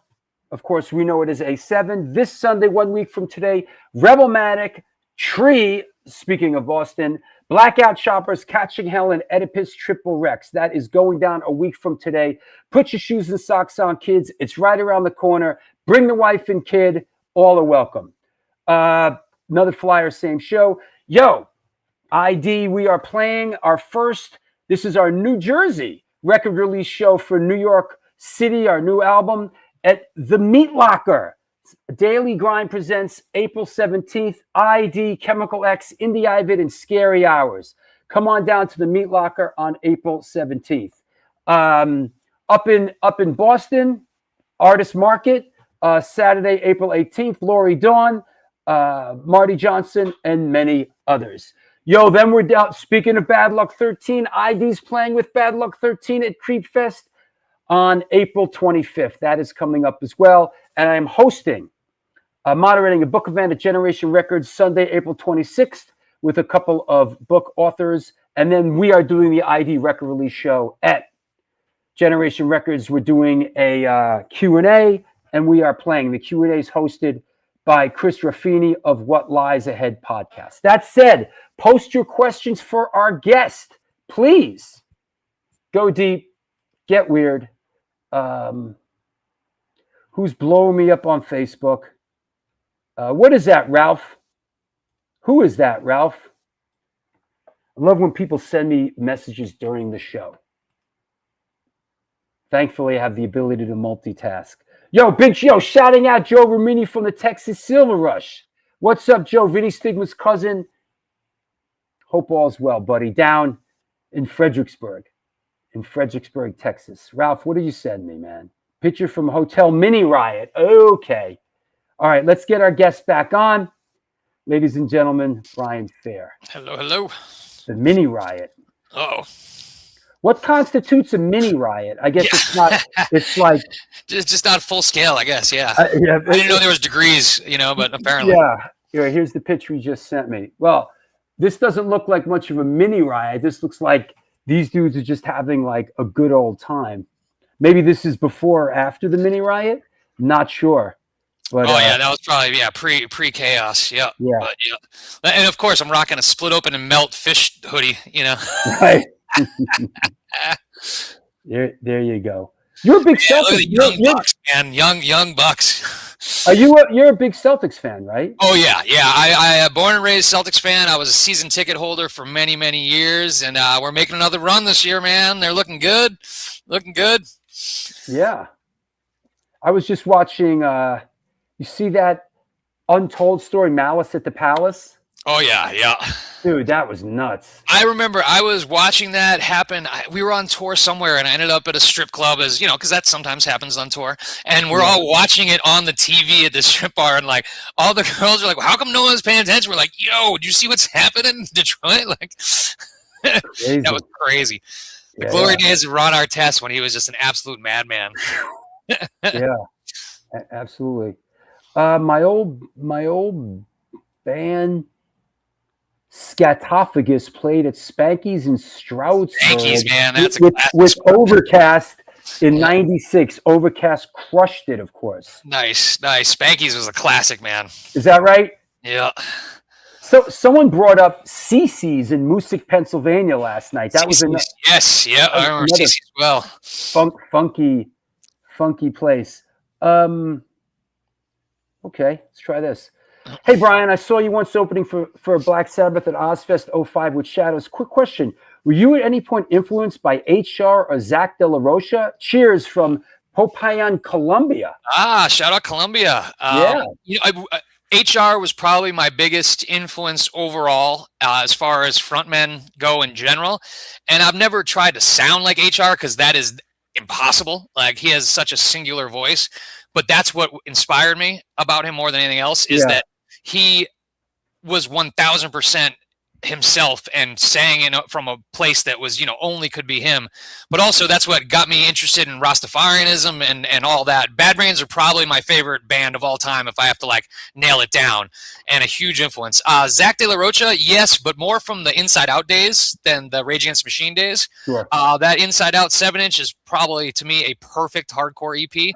There's a couple of 7-inches from that era, the Burn 7-inch and the Inside Out 7-inch, where I'm like, that is perfect hardcore. And his style on stage was always a big influence. I did love the early Rage Against the Machine stuff and got to see them when they were still playing kind of clubs. But the Inside Out stuff, that to me was huge. So yeah, definitely both of them influences for sure. Right on.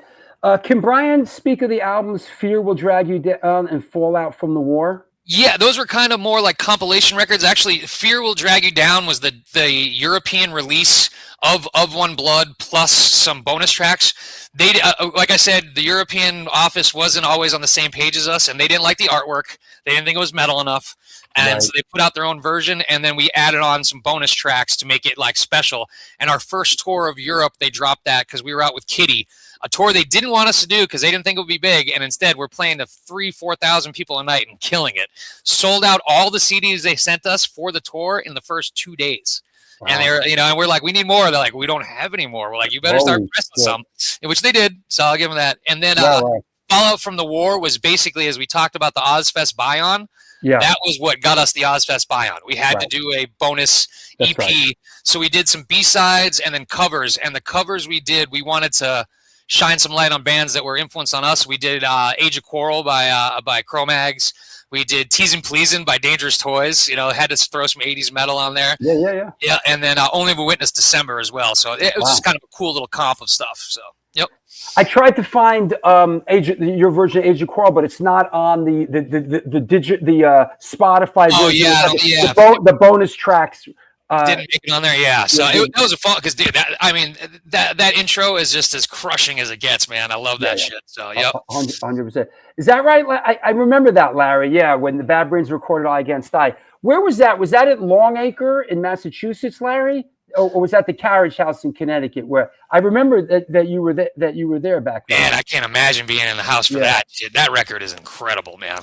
Yeah, that's a good one. I think that's, just my own personal. I think that's sort of the last great Bad Brains record. I was still a Quickness fan. Like I dug that, but it was definitely a different vibe. The reason I feel like Quickness is a different vibe is because it was recorded with and finished with a different singer, and there's a different drummer on it. Yeah, we got Mackie plays drums, but it's recorded with a different singer, and then they scrubbed the singer and they brought HR back in, so it feels a little disjointed. And there are some songs where you're like, what are we doing here? But like the Soulcraft and a few of the other ones, and Gene Machine are sick. Longview Farms in North Brookfield. Yeah, totally. Yep. And that's where the Rolling Stones rehearsed for the big '82 tour, I think. There you go. Scariest show you've been to? Scariest show I've been to. Oh man, there's a few. There was some Boston shows where I remember Overcast played a show called the Boston Brawlers, and it was like Wargasm, Berserker, Bricklayer, a bunch of bands, and it was just one of those ones where like people weren't there to dance, they were just there to hurt. It was one of those. But then after that, the last Bad Luck 13 show when they did the Hellfest set, where like literally the bleachers got torn down and people were just getting hit with like bats wrapped in barbed wire and stuff, and like M80s thrown into the crowd. Good times. So. Hey, listen, everybody. Don't accept cheap imitations. All are welcome. Saturday, September 12th, Bad Luck 13 in our beloved Tompkins Square Park. Yes, indeed. That's good questions, everybody. I saw another great one. Oh, good one, Chris Hoffman. Do you have any favorite reggae Rasta artists? Yeah, I probably listen to more reggae than almost anything these days. From the classics, Jacob Miller and Gregory Isaacs are two huge ones, both incredible vocals, but great songwriting as well. I was more of a Peter Tosh guy than a Bob Marley guy. Like Tosh was my man, but I get into a lot of dub. Like I love Augustus Pablo, Scientist, the Lee Perry stuff. I love dub, and real roots reggae. Like I'm definitely a early to late 70s reggae guy. Like, I get into some, like, there's some later Buju Banton I love and stuff like that, but my wheelhouse is that, like, mid 70s roots and dub. Augustus Pablo, East of the River Nile. Yes, that's my shit right there, man. To take a melodica, like basically a kid's toy, and just turn it into some of those haunting reggae dub ever, it's just incredible, man. That's like one of those records that I got as a very young person, and it's just ingrained in my DNA. Yeah, And 100%. Yeah. yeah, another great one. I love Black Uhuru, the Dub Factor. Like that record, the Dub Factor, The Vector, yeah. is really great. And that's the beauty of reggae. There's so much more I'm still discovering to this day because there's so many things that didn't get off the island. So there's these great records, but now on YouTube or wherever you can find these things, and it's great to just keep constantly discover new great reggae. And of course, I can't front, but Gregory Isaac's Night Nurse is pretty. Yeah, but dude, but it's much deeper, but that's like his commercial record. Of course, but I mean that song you cannot deny it. But there's a collection of like a lot of his greatest hits called "The Cool Ruler," and every song is just a banger, man. Like that dude's voice, it's butter, man. I saw Peter Tosh play in Boston actually. He was. I saw someone shouting out Burning Spear in there, and honestly, Burning Spear, I love that. That dude's energy, there's nothing like it. Like that, he didn't even write like songs. He just there would be a beat, and he's just gonna go. He's just gonna tell you whatever he's feeling. Whatever Ja tells him to yell, that dude's letting it go. Yep. Where is? Wait, hold on, I'm looking. Someone had I want to get this. Okay, here we go. I think the last time Brian was on the show, he said Shadows Fall was recording a new album. Is that still in the works? Yes, indeed, and we're rounding the final stretch. I've still got some more work to do. I've got some, but we're in the like adding harmonies, adding backup vocals. We're getting there. We don't have any idea of release dates or any of that plans nailed down, but we are still in studio mode. We're getting a lot done, and very excited about these songs. And we dropped kind of the 2 singles sort of as a tease, and we just want to bring in everything we've ever done to this record. Since it's been so long, we're taking our time. We're trying to refine everything to the best we can, and it's getting there, man. And I cannot wait to share it. But unfortunately, we have to finish it before we can share it. So that's exciting. Who puts something like that out? We're doing it with Monarch Records, so and they've been super flexible about like letting us do things the way we need to do them. And, it's such a different game now, whereas before, you tour record. Now you can drop singles here and there. You can just like get it out in different ways. It's super cool. Physical medium outside of vinyl isn't as big of a deal, so it's just a different age, and which is something we had to kind of navigate and get figure out because we how do we want to do this. So but they've been a great partner so far, and just cannot wait to finally get it done so we can share it with the world and then start playing some shows. Any guest personnel you can tell us about? No, but there's been some ideas floating around, but we'll see. We've never really done guest stuff outside of when we did some covers. We've had some people hop on the covers, so it's something we talked about because we've never done it. So we're like, hey man, this is we don't know how much more music we're gonna make. Let's do whatever we can. Let's have some fun with it. So we shall see, but nothing I can share yet because it hasn't happened.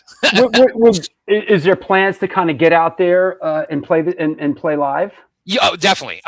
Nothing that's booked now because, like I said, we were just we got to get the record done. Once that's done, then we can move on to shows. And like I said, we probably will never tour the way we used to or full time, but we definitely want to get out there and play some stuff as soon as this is done.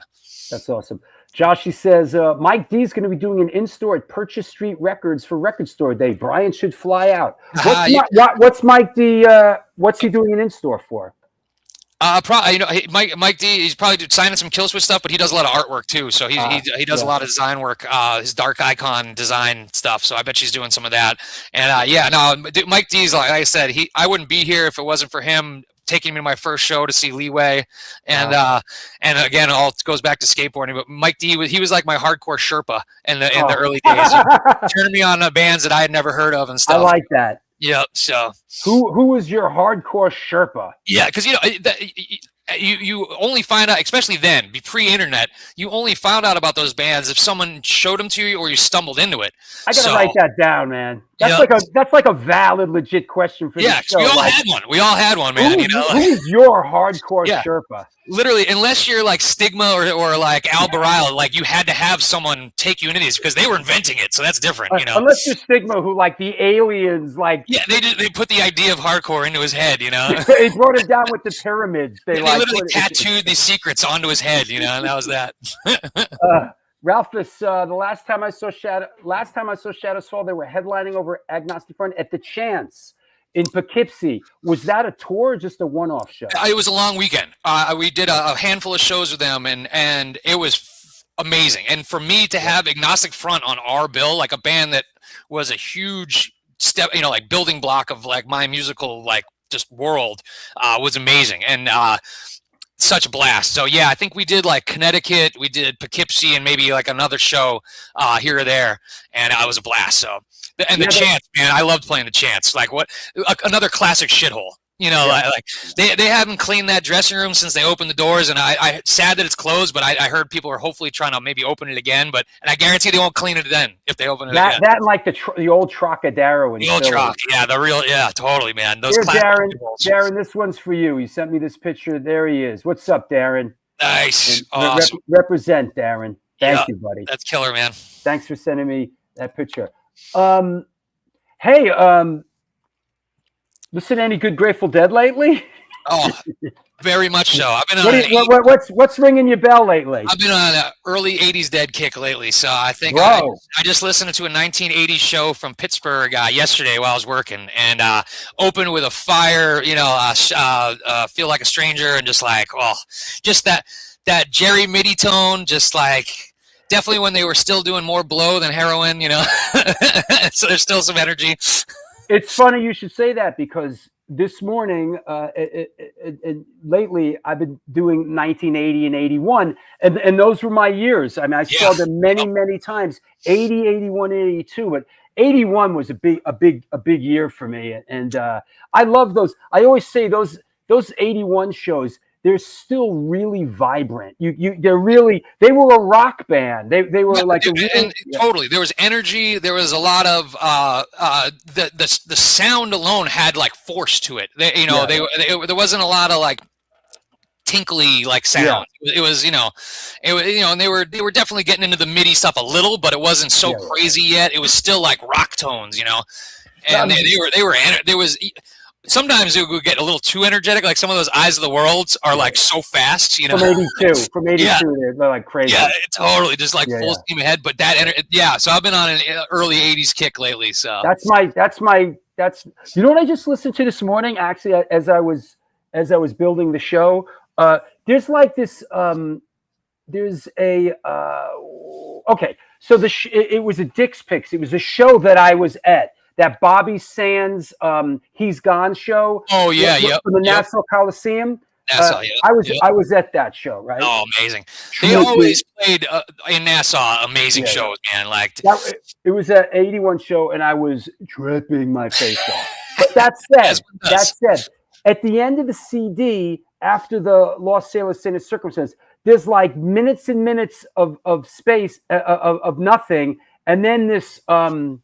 Scarlet Fire starts, and it is the most epic Scarlet Fire. I think it's from '79, but I was listening to that, absolutely incredible.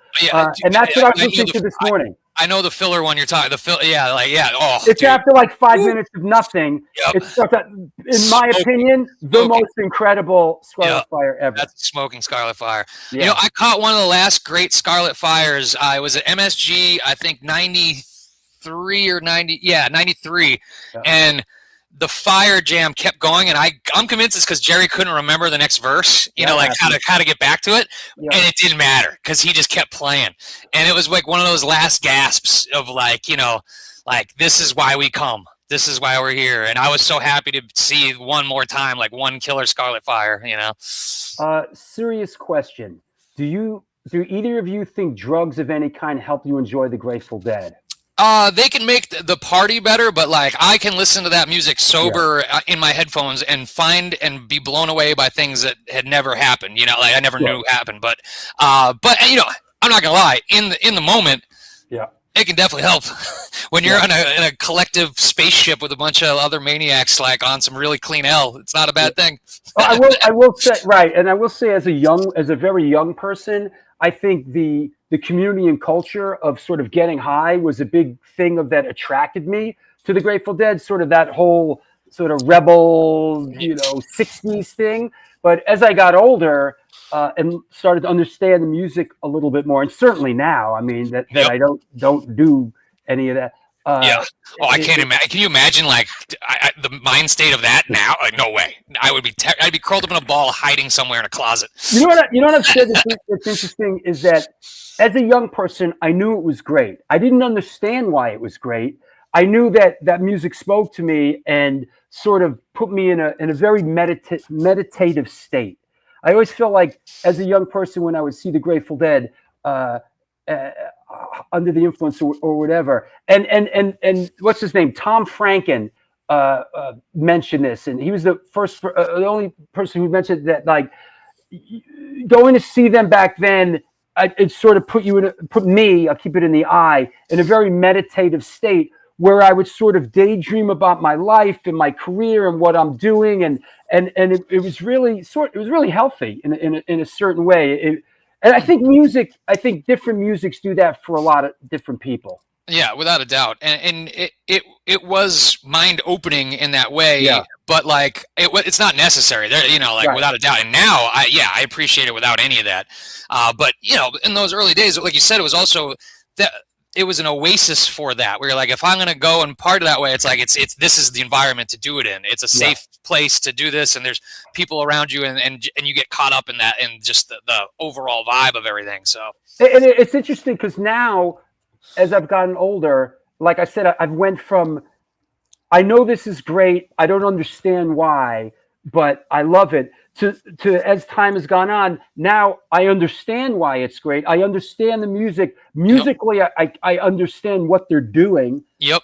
And it's been a long, interesting sort of trip to journey of finally. That's why it hasn't gotten old in so many years for me, because I really understand what they're doing musically, and it's pretty incredible. A lot of it. That's one thing that people always ask, like, how can you keep listening to the same band? I'm like, because I'm hearing new things every time. And also, or I'll focus on a different musician each time. I'll be like, what is Brent doing? Like, oh my God. And then then all of a sudden you'll hear Phil out of the corner of your ear, like, how did we get over here? Like, what's happening? There's no other band like that. Other bands play their songs. You know how to do it. Everyone's playing it tight. Everyone nailed their parts. Great. With the Dead, it was like, where are we going? Like, is this all meeting in the same place? It's interesting. So. It's interesting that you mentioned Brent Midland, the keyboard player, in your early '80s shows. He shines, man, in those early '80s shows. He's the engine, man. He's the engine. Him and Bobby are driving the train, and Jerry's just like floating along in the, like on top of it all, But they're driving the train, man. And I said it when we did the Bob Weir tribute thing. There were nights in the '80s, in the early '80s, I saw Bob Weir carry that band. Oh yeah. Like carry that band. Do you think that now that Weir's passed, it seems like it's of course the end of an era, but is it sadly sort of the things going to wane for that band in a certain regard? It's possible, because there will be the post right when he passed away. You couldn't get away from it. It was everywhere. It was everywhere. But then where does it go from here? Yeah. I'm still amazed that when Jerry passed in 95, I remember just being like, I can't believe this is gone from my life now. Where does this go? Like, how do we do? Because I was full on '90s tour kid. So, and I'm amazed how much it grew over the next few decades, and to see a new generation at Dead & Co shows and like all that. As much I had fun at those shows. Musically, it wasn't exactly what I wanted to hear, but to see the culture growing and expanding, and it reminds me, to tie it into hardcore, is to see these big festivals that are happening now, but with legacy bands still killing it, or a band covering like Warzone and everyone knowing the words. You're like, man, the culture survived, and that's how it carries on. And I see that in the Dead world too. But where it goes from here is tough, I don't know what happens next.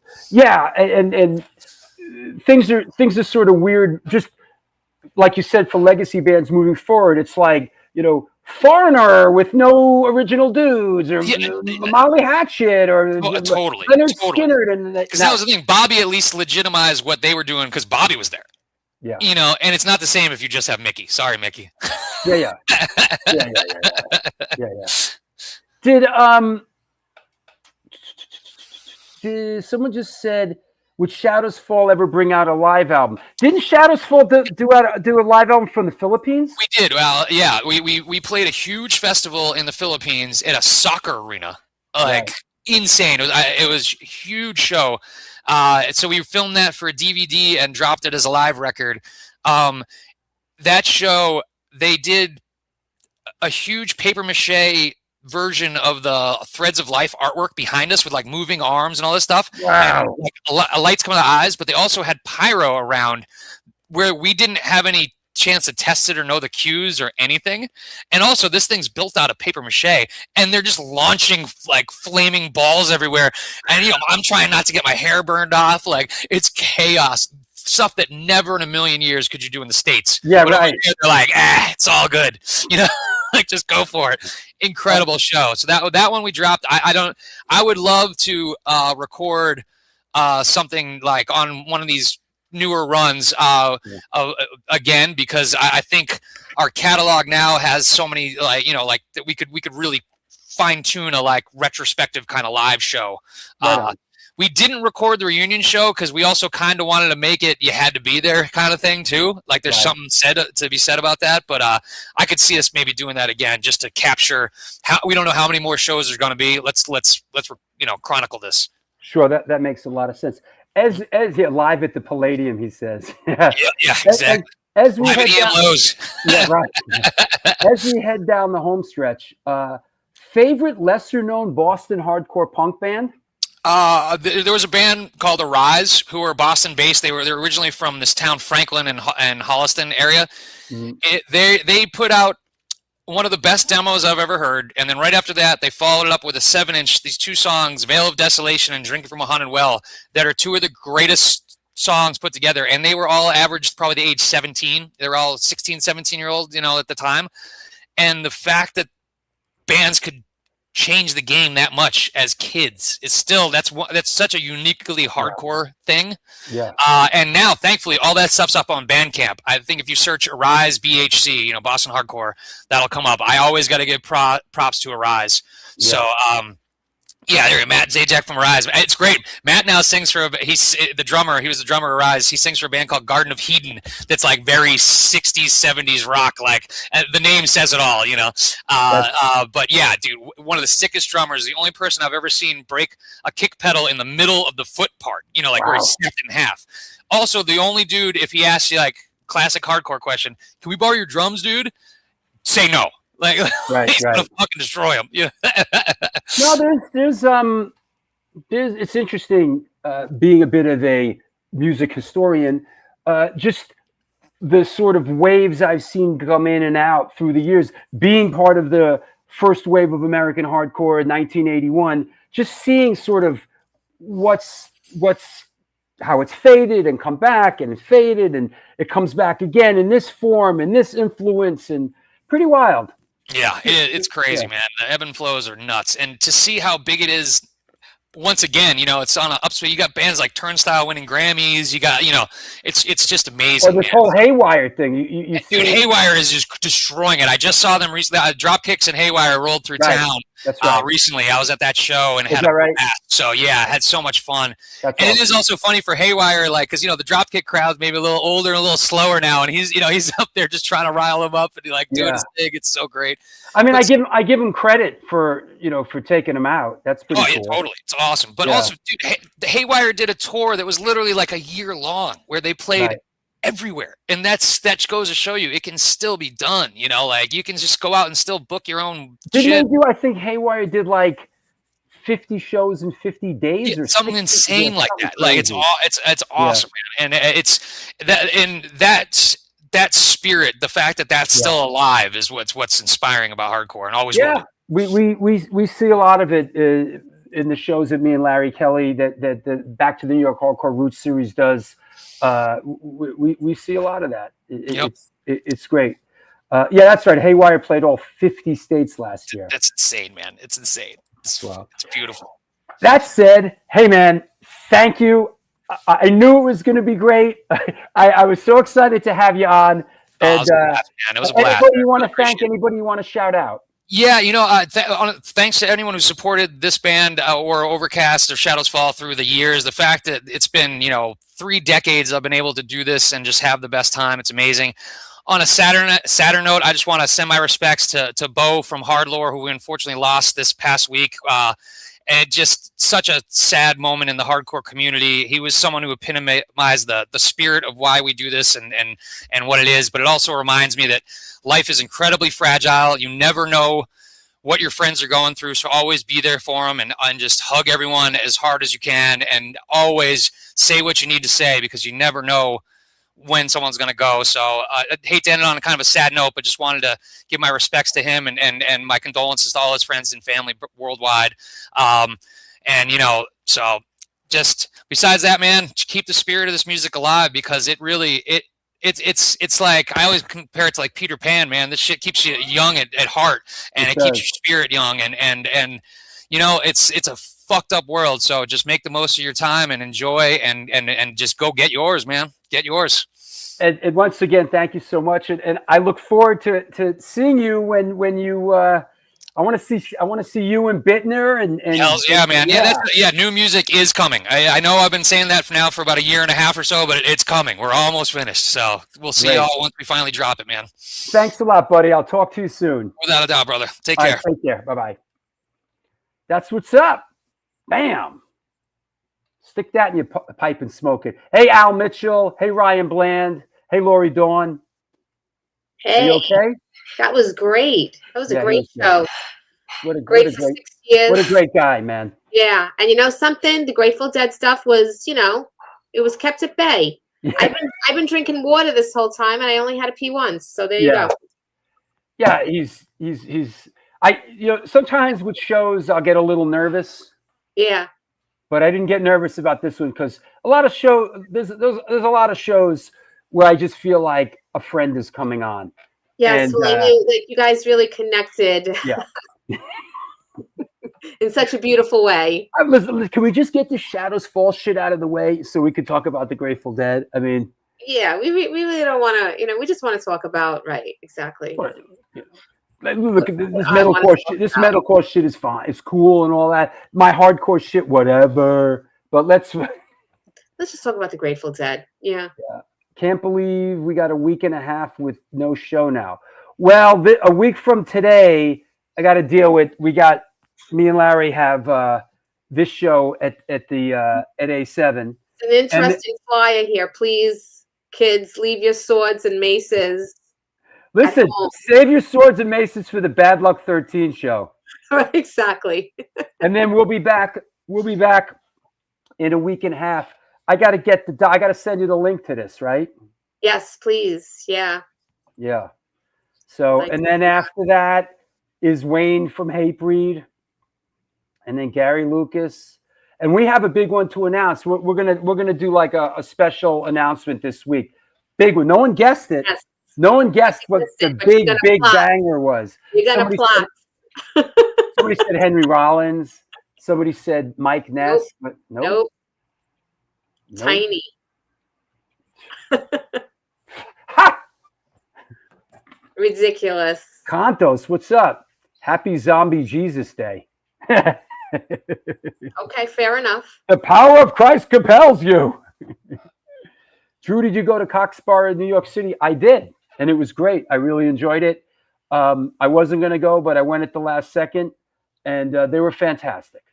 They were really fantastic, and I went to the event they did at Generation Records and got to see them. Joan Jett. No, it's not Joan Jett. No, it's not Danzig. Imagine Danzig on this show. He'd be fucking miserable, that guy. Yeah, I've never seen him in an interview. Yeah, he'd be fucking miserable. Probably better off, maybe. Yeah, right. Of course, it's KM. Who's KM? Mm-hmm. I don't even know who KM is. Mm-hmm. Colin from Coxbar or Waddy Exploited?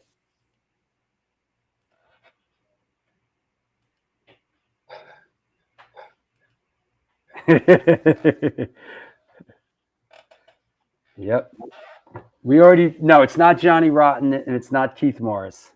All right, enough of these shenanigans. Haywire, the singer in Haywire, isn't interested in doing it. Larry Kelly's talking to him, and he doesn't do these sort of things. He doesn't want to do these things. He doesn't need to do these sort of things. Apparently, no, he doesn't. You know, he's on top of the world. That's right. So Catch him on the way down. right, we'll see him on the show in a couple years when he shits the bed. Then we'll see him on this Fakakta show. So, all right. Until then. Carry on. Until then, we're stuck with middle of the road, mediocre losers. No, just hey, come on. We're just kidding. We're just this kidding. Is a high quality show. Yeah, absolutely. Yes. Yeah, Mickey Hart. That's a good one. That's right. Mickey Hart from the Grateful Dead's coming on this show. That's. Hey. Can Roger Waters be far behind? That's a guy I'd love to get on the show, Roger Waters. Oh, yeah. Yeah, that'll be a good one. Oh, we're working on the Bane guys. That's right. Yep. Yeah, we're working on a lot of things, a lot of irons in the fire. And also the 450th show's not that far off. Yes. Could you imagine? Mm-hmm. Yo, the show started 6 years ago. Yeah. Today. Yep. In my dad's kitchen. Your dad's kitchen. Live from Arnie Stone's kitchen. It's with that awesome artwork behind you that I have all over my house now. Right. Exactly. There you go. Well, happy Easter. Yes. And happy Passover. I'll talk to you in the next couple days. Sounds great. All right. Take care. Take care, everyone. Thank you. Thanks a lot, everybody. Happy Easter. Happy Pesach. Thanks for supporting the show. It was another great one. We will see you soon. Until next time, do good things, and certainly good things will come.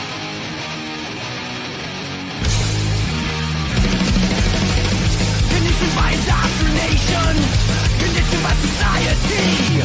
You're a victim of the digital age, a 21st century casualty.